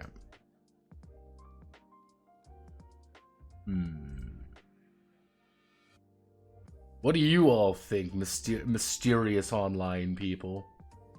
Would you take the 20? Would you take the gamble core or no? Right now, it's a weird. We got a weird mix here. Hello, Note Chud. Of course, it's me, the Note Chud. I was having this discussion last night while completely shit-faced and higher than a kite. Would you, and I want to ask all of you, all 5 of you here who may or may not be paying attention and or bots. So I'm going to ask you all a very important question. Would you take between 2 options? Let's say you have 2 options. Would you take +1 to a very, like, a high investment kind of thing? I get more inventory slots. I have a higher base health. I have more long-term benefits. Or I want to invest in more clicky-clack dice, something more immediate. Between those 2 options, what would you want to invest in?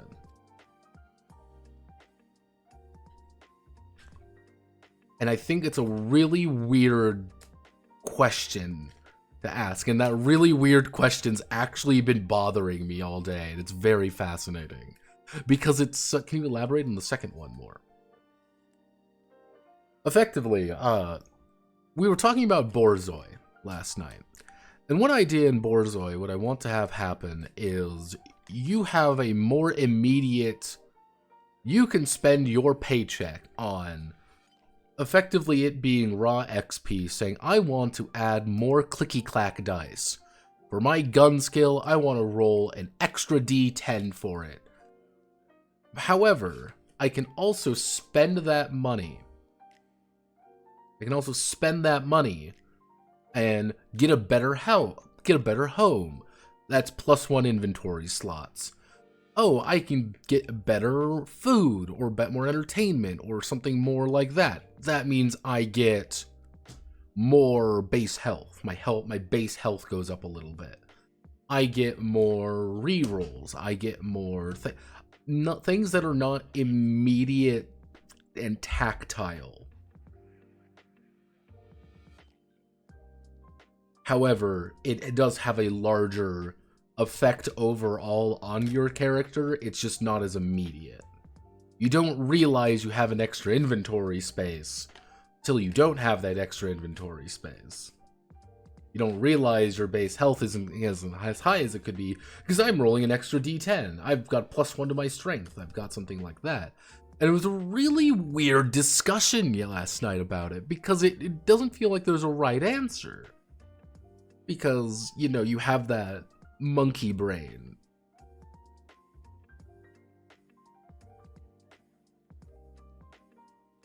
Because monkey brain wants to see the dice.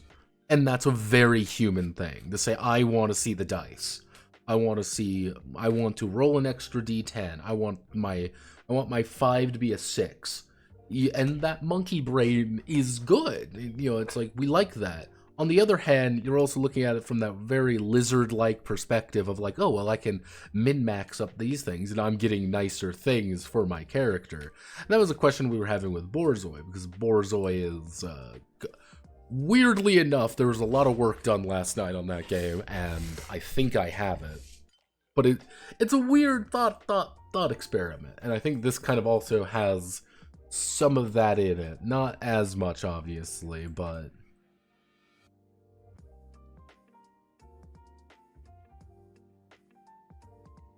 I think this should work, and then we would be working on... oh, quirks. Okay, so...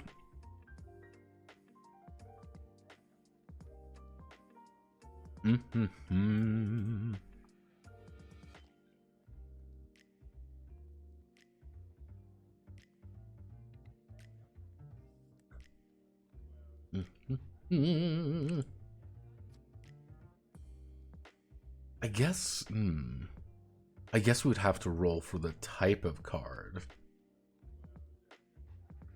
Ooh, you have to roll for type of card, don't we? If we go over here, that would be, we have 4 types of cards, effectively. 4 types of cards. Ooh. Ooh. Oh no. Nani the pizza. We want to do... oh, no, I do not want to do that.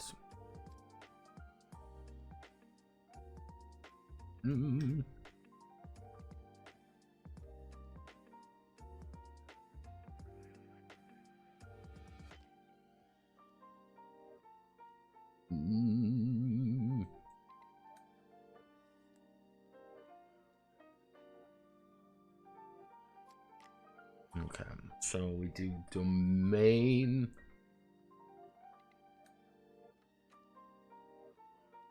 And then it would be quirks, which I think I know what I want to do for the quirks chart. So I think domain goes first. We do this. We've selected all of you.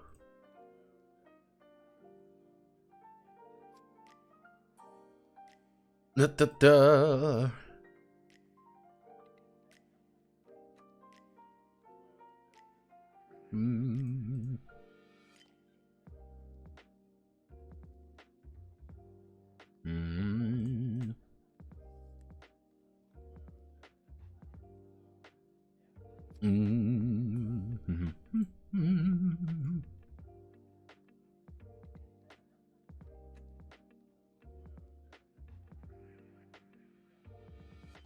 Okay, so I say we put you there. We extend, we merge the cells together, select everything here. We put you like that. We put this like this. We that. Grab all of you, middle text, center that shit immediately. Grab all of you, extend.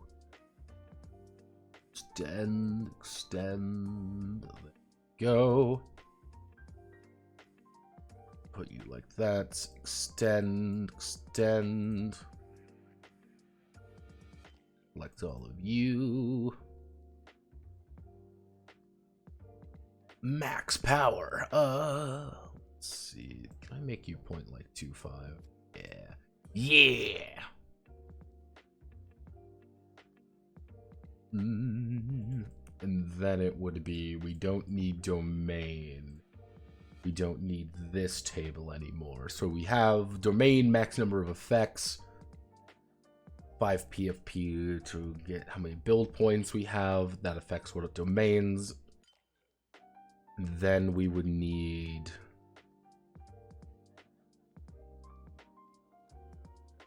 I guess, how do I want to do this? If we put something like this right here,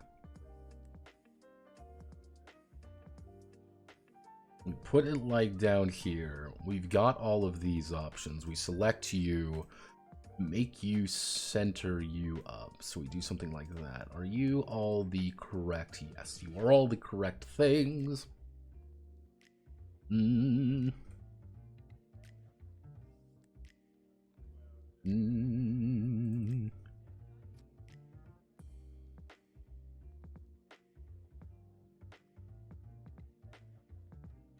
It's kind of silly to have this chart out there, but like on another hand, being like, yes, just, you know, is it 1 to 10? So it wouldn't be domain, it would be card type would be 2 PFP or roll 1d10. There's only 4 card types, so we get to delete these 6 columns. Select all of you, extend you out like this. So it would either be a monster, action, reaction, or an item card. D10 roll, it would be 1 to 3, 4, 5, 4-5, 6-7, 8-9, 4, 5, 6, 7, 8, 9, 10, something like that. On average, you are going to get a monster, but you might have to make an action, reaction, or item. We get our build points, max number of effects. I am going to go to the Precure Transformation Phrase game because I want a very specific table I made for it, and the very specific way I set that table up. Because I am me. I want this. Right here. Bingo, bango, bongo. And then we're going to put that here. Obviously, it's not going to be pretty cure.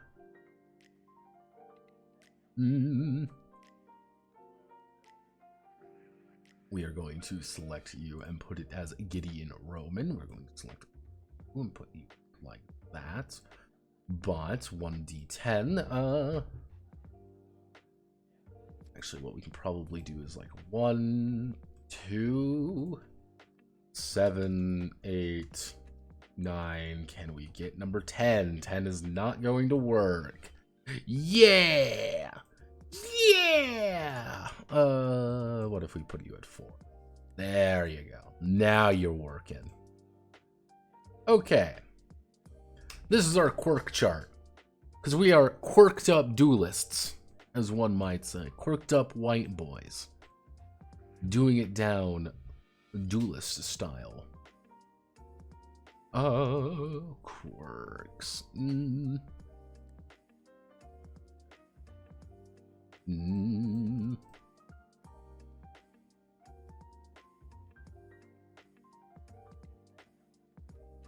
Okay, so let's think.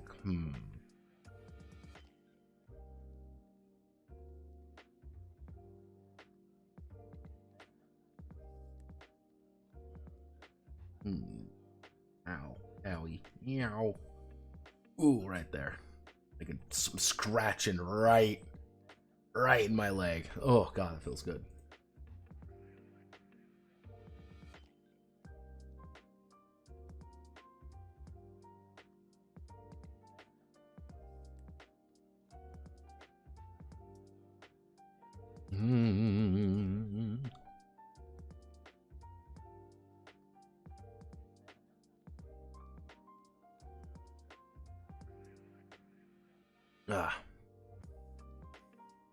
Okay.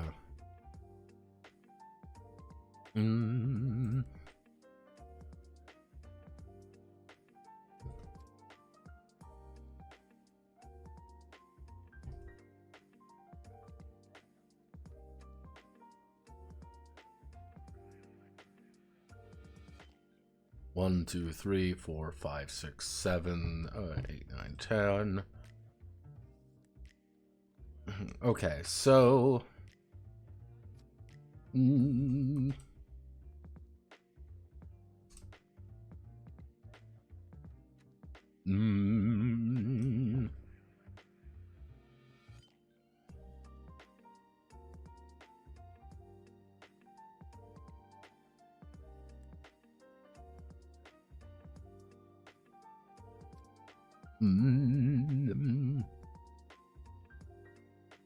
unless we get rid of you two. We get rid of one column. We get rid of the one column, and then we do card type, which would be 1 to 5. Quirks in general, we will say 4, 2, 3.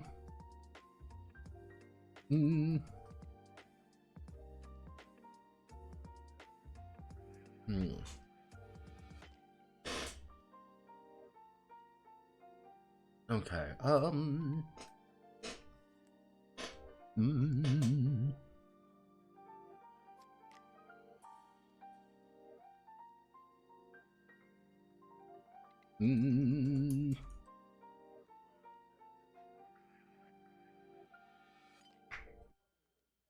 actually, do I,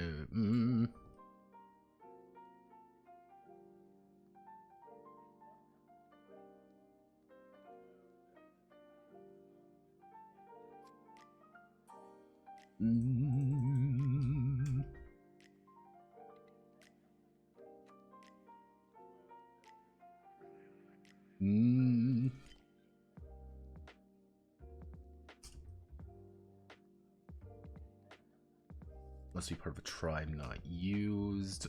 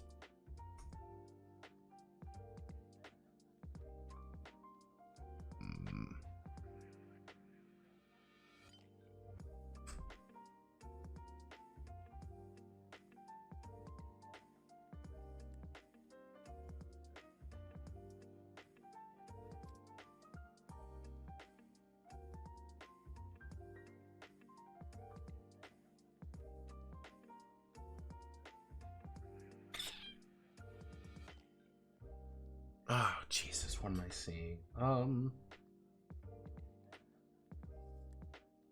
What am I seeing? I am seeing something. I don't know what that something is, though.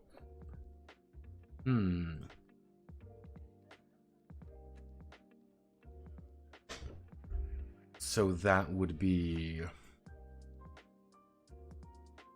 These are weird restrictions or weird ideas about the cards that influence them being created. And because it influences them being created, something about it changes.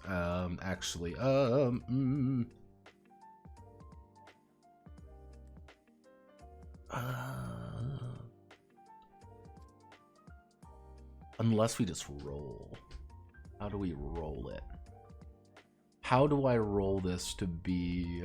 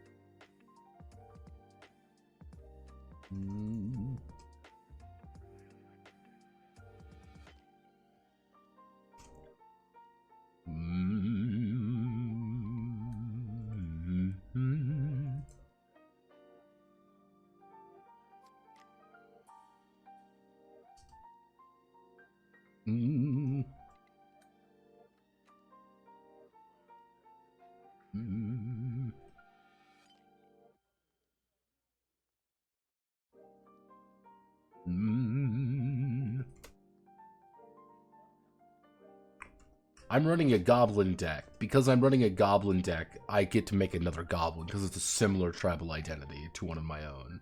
So I may not want to make a goblin, but I have to make a goblin card or some variety.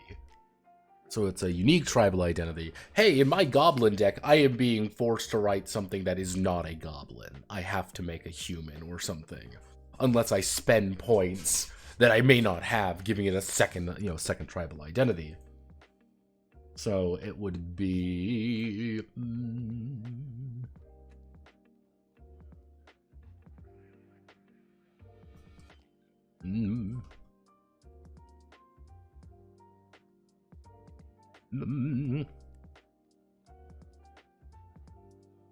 Zero attack power, zero defense power, so you have to make a card with those two requirements effectively on them. Keyword. What would be some other mechanical considerations for making a card?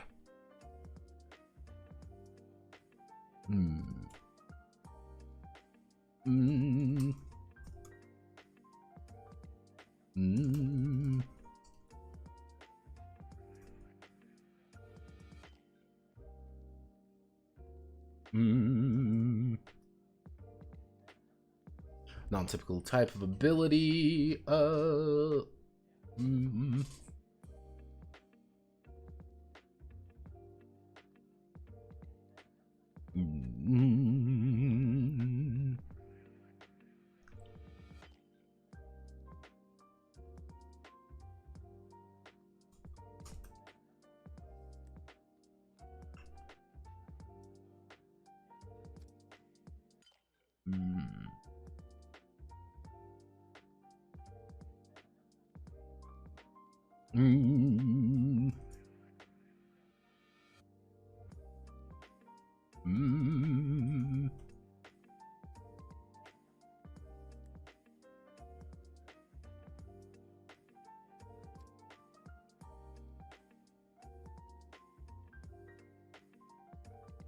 Mm.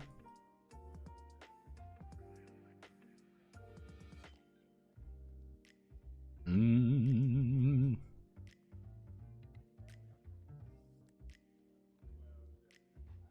Fix the Eternal Emperor. Let's see. So, what would be some other mechanical considerations that a character that a card would need to... Mm.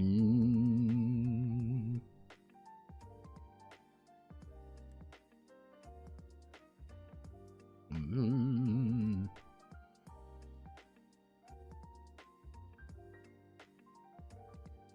Mm.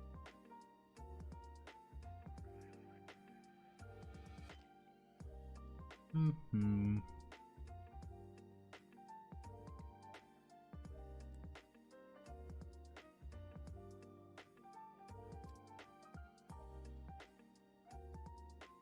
Mm. Mm. Must use soul with abilities. Cannot use soul.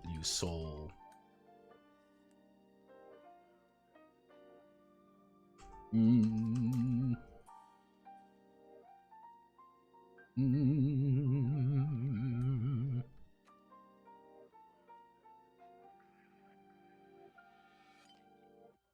Mm.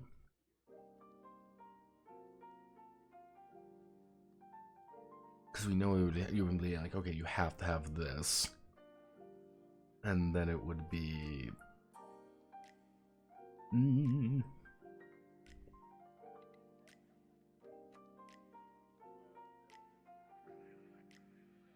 Mm.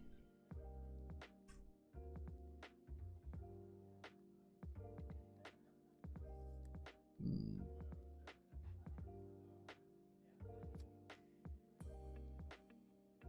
Mm.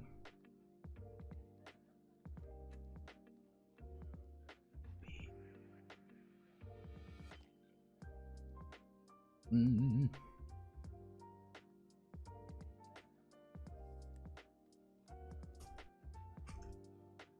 Mm.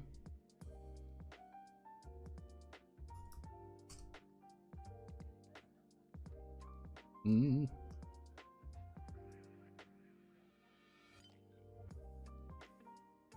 So instead of having 3, you can have 5. Because it's a common. Doesn't have to be bad, just a quirk. Flavorful, non-typical card type, must tie into Pretender story. This is a different storyline character entirely. This is,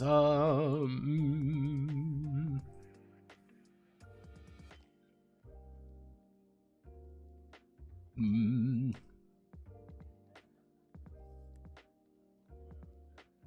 Mm.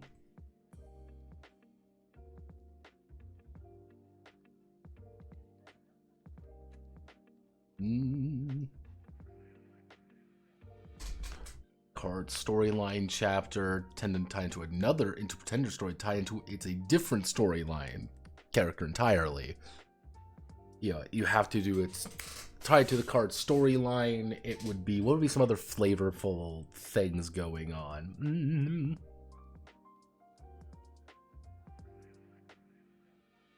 Hmm. Mm. Mm.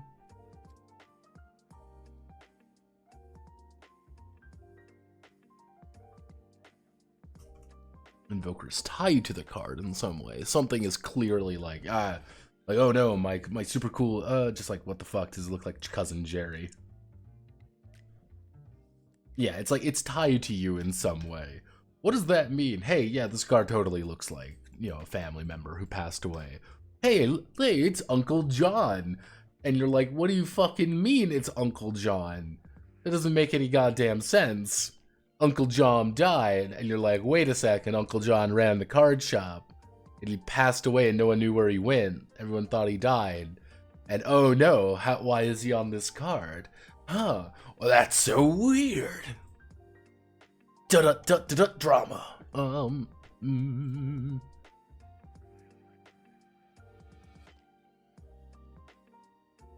Mm.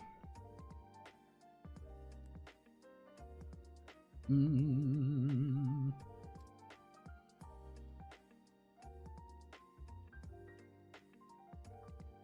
Mm.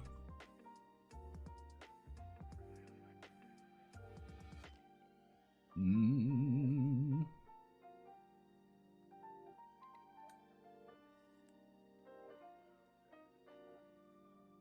Mm.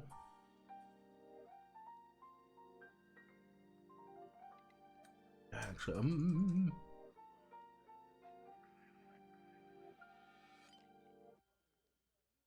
non-standard tribal identity.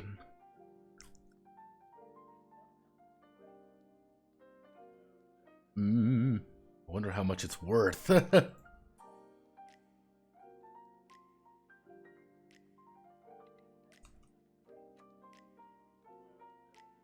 Mm.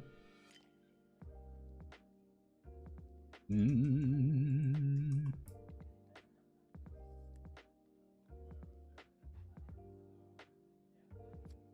Mm.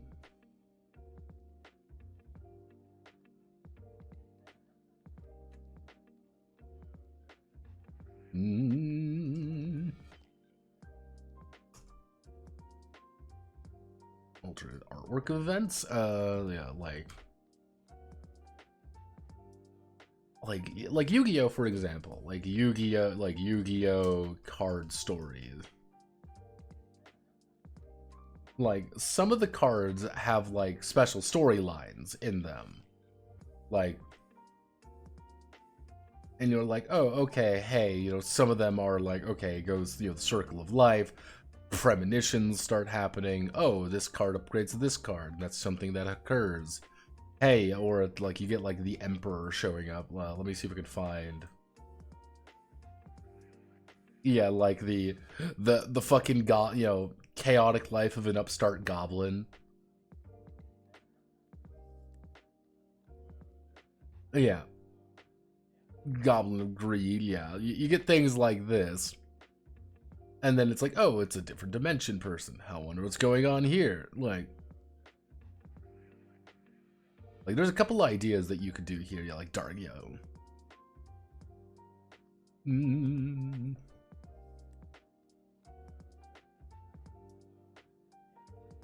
Hmm.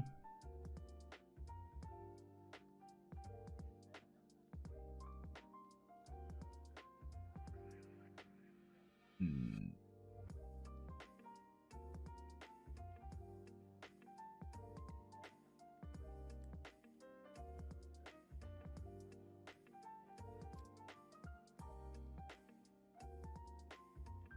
Hmm.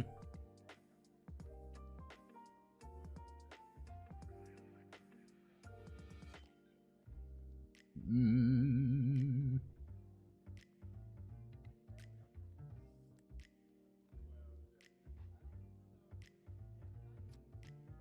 Hmm.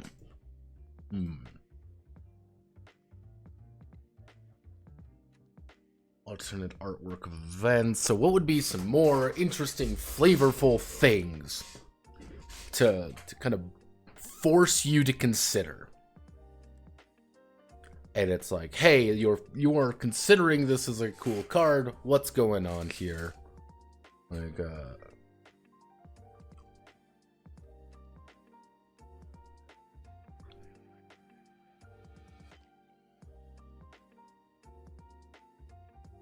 hmm. Mm.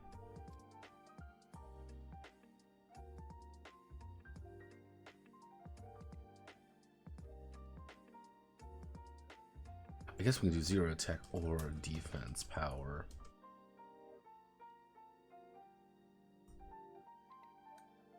Not dual color. Like, flavorful.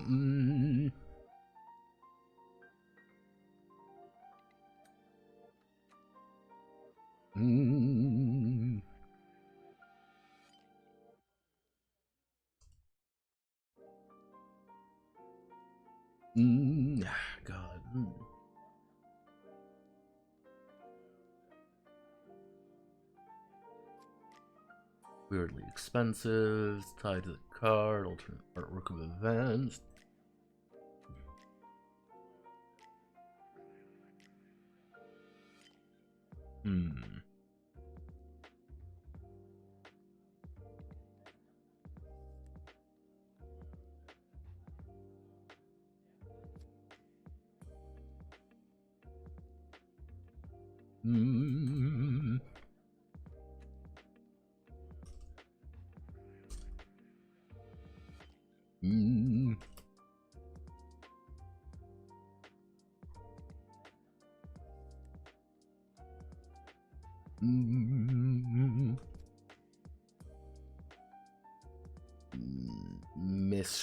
Mystery. Actually.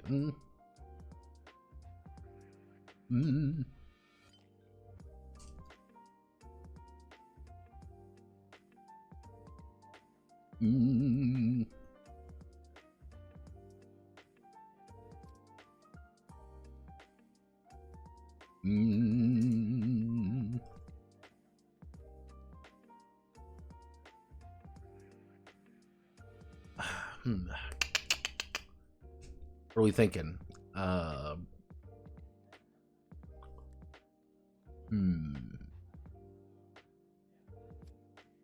Serving the royal family, Gravekeeper spy.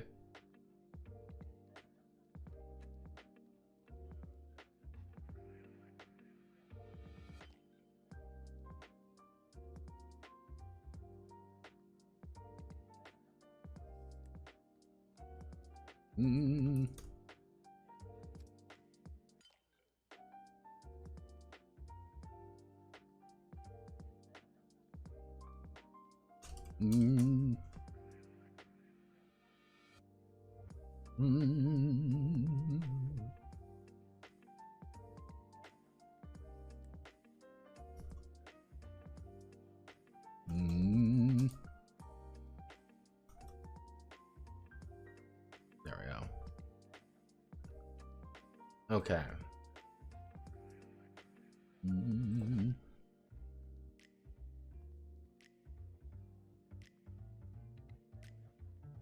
to 4, 5, 6, 7, 8, 9, 10. Okay. So, we are going to make a random card together, everyone. And it costs 1 PFP to roll. Cool. We are rolling for 1 PFP. But we're going to make a random card entirely, because we could do that. So, our random card is 4 cost. We know it has a soul cost of 4. What type is it? It is going to be an item card. And we know it's going to be an item card. Let's see what our build point allowance is. We roll. We got an 8. That's pretty good. So that's so we have a BP of 12. We know it has to be part of the death domain. We know we can have a maximum attack and defense power, you know, max ATK defense of 4,000. And we can have a max number of max of 1 effect. We can have 1 effect on it, nothing else. And our quirks are, we have a flavorful quirk. We have a flavorful quirk, and it is a weird tie-in character. So, there we go. That's how you would make, those would be the restrictions that you have to make a card in. Like, you are really below curve. You might not even have a death domain deck. Your max attack and defense are a little bit low. You don't have much to work with. How do you do it? How do you make that work? But let's say, but if I wanted to spend, spend my PFP, I could get that. So right off the bat, only single PFP is, so actually we want to do 5. So they get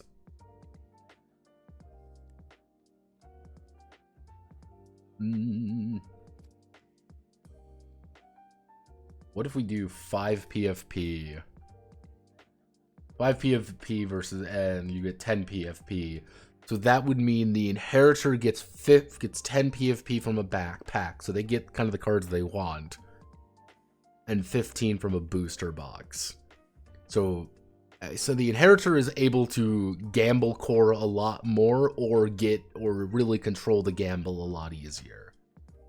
Because at the end of the day, creating cards is the fun part of this game. That's the idea. It's the fun part. Hey, I want to make cool cards, and I want to put them in my cool deck, and I want to do cool things. Alright. So you can always buy it. So let's do, like... Alright.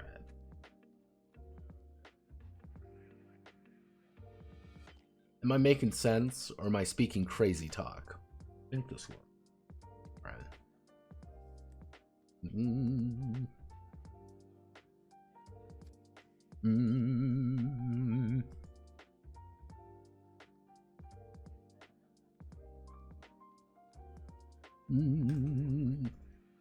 When the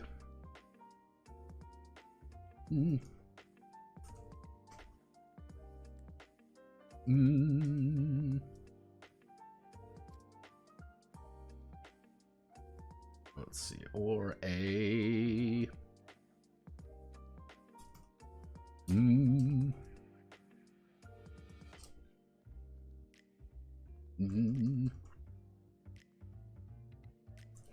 let's see. When the invoker receives a booster box or a prize card, they may choose to not draw full.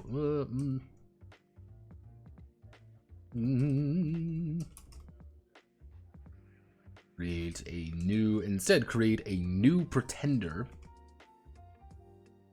A new pretender card. This pretender must be the same as the original pretender, but may contain new keywords,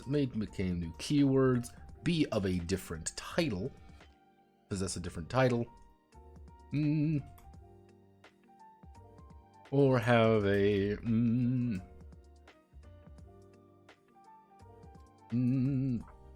but may contain new keywords, or a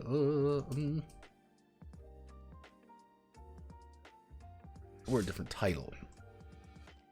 Creating these, creating an alternate pretender.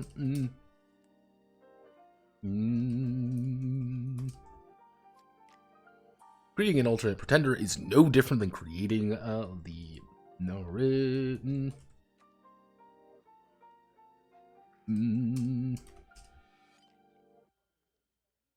Let's see if the wishes to roll. Let's see if the invoker wishes to roll on the flavorful or mystery. Let's see if the invoker wishes to roll on the flavorful or mystery chart, quirk chart.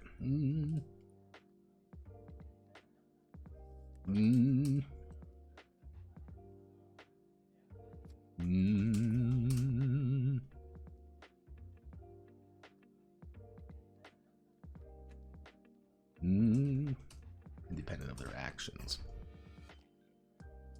So, kind of the idea to give you like a very basic premise behind it.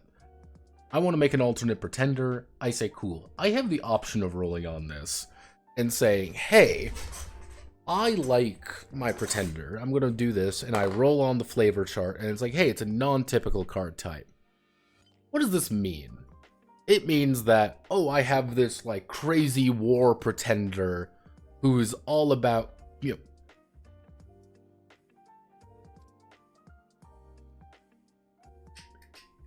we go. Who's all about kicking ass and taking names and being, like a war god or whatever. You, like, saying that would be, oh, this is a very different depiction of this particular pretender, where he has no combat abilities at all, and he instead is like, oh, he's going from war, death, kill to like this tactical commander, and that's something that you as a player could talk to your pretender about. Be like, hey, what's this all about? Be like, yeah, you think I'm just like a fucking murderer all the time? No, like, oh, that's me and when I was younger. I used to be a really tactical commander, then I just kind of gave up with that idea because that's not who I am. Like, oh, I wonder what happened. Hey, it's a non-standard tribal identity. Oh, weird. Why is my pretender, like, who hates goblins now dealing with goblin cards all the time? Okay, that's his thing. Hey, this is something here. You get the idea. Like, it's something that builds up a storyline without directly contributing to it, if that makes sense. More of a launching off point for future endeavors. Let's do, and then it would be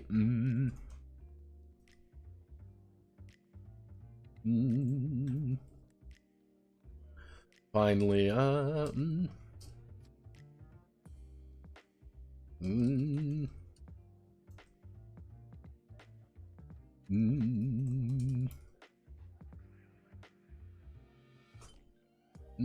let's see. Instead of invest in themselves.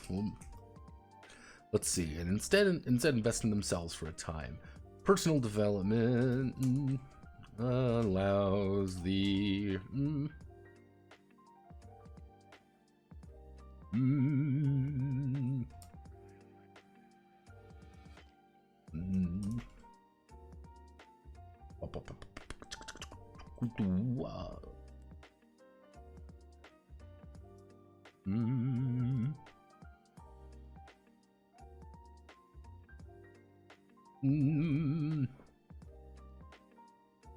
was to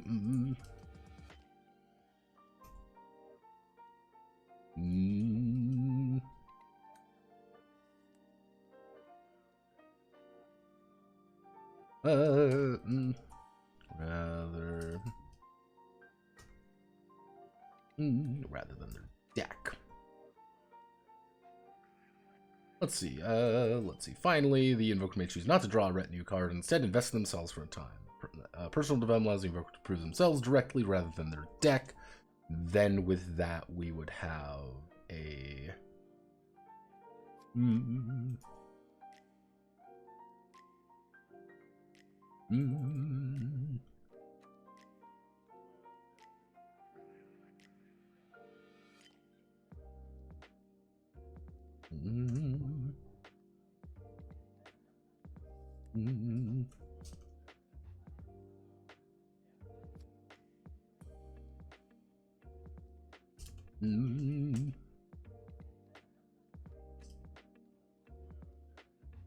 let's see. I choose not to draw a single retinue card and instead invest in themselves for time.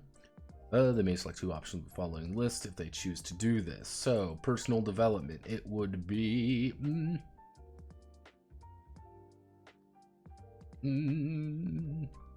actually it would be that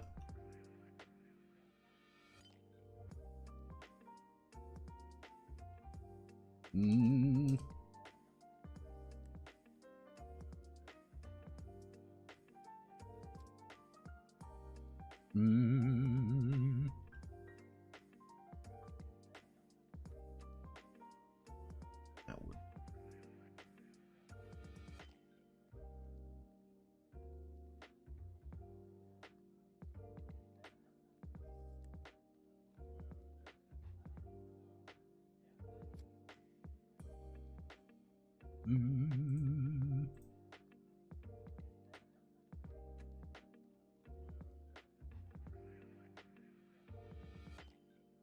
new practice skill, new talented skill.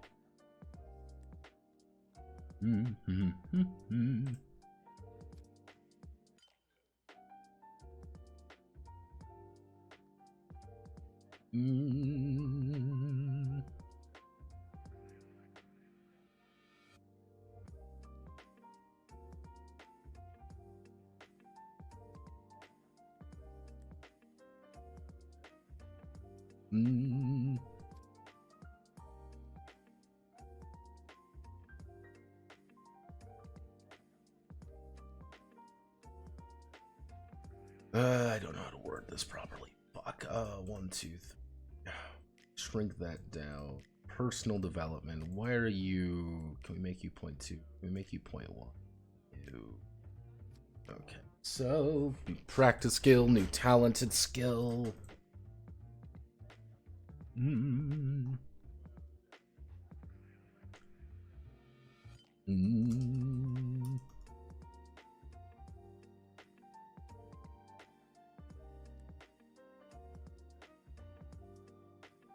Okay, so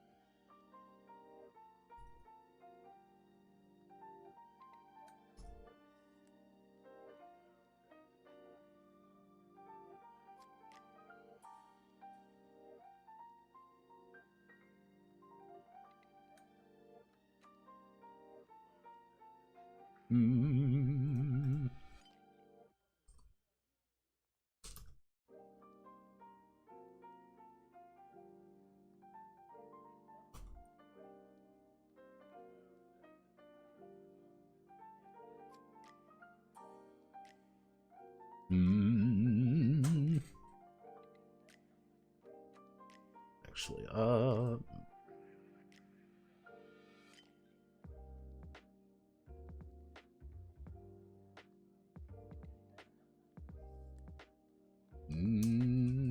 unless he must be approving the judge.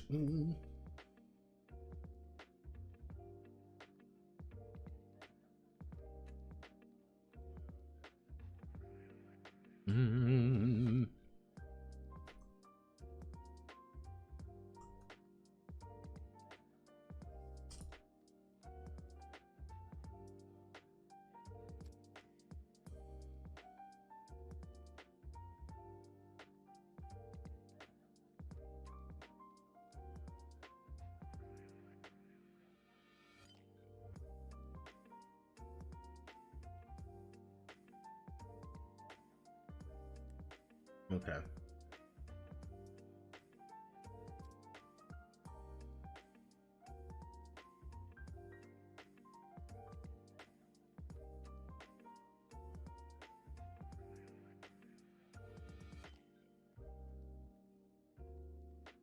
Okay.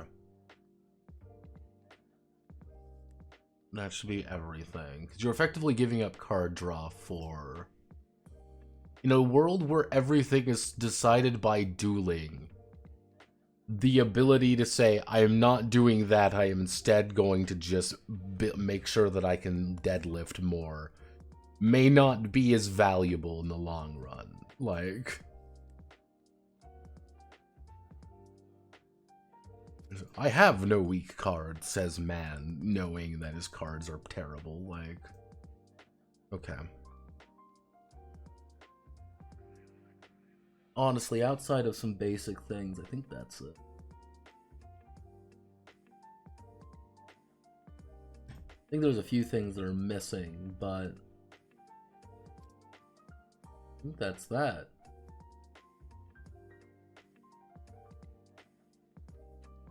There is something probably missing in this, but I don't know what it is, and I need to write the script for tomorrow, so I'm going to call it here. Thank you all for watching. Friday will either be... I'm going to send this over to the commissioner. Friday will either be, let's add all the stuff that needs to get added, or we'll be doing something completely different, because that's what we do best here. So, thank you all for watching. My name is Notepad Anon. Hope you have a wonderful rest of your night. Godspeed, good luck, and I will see you all on the other side.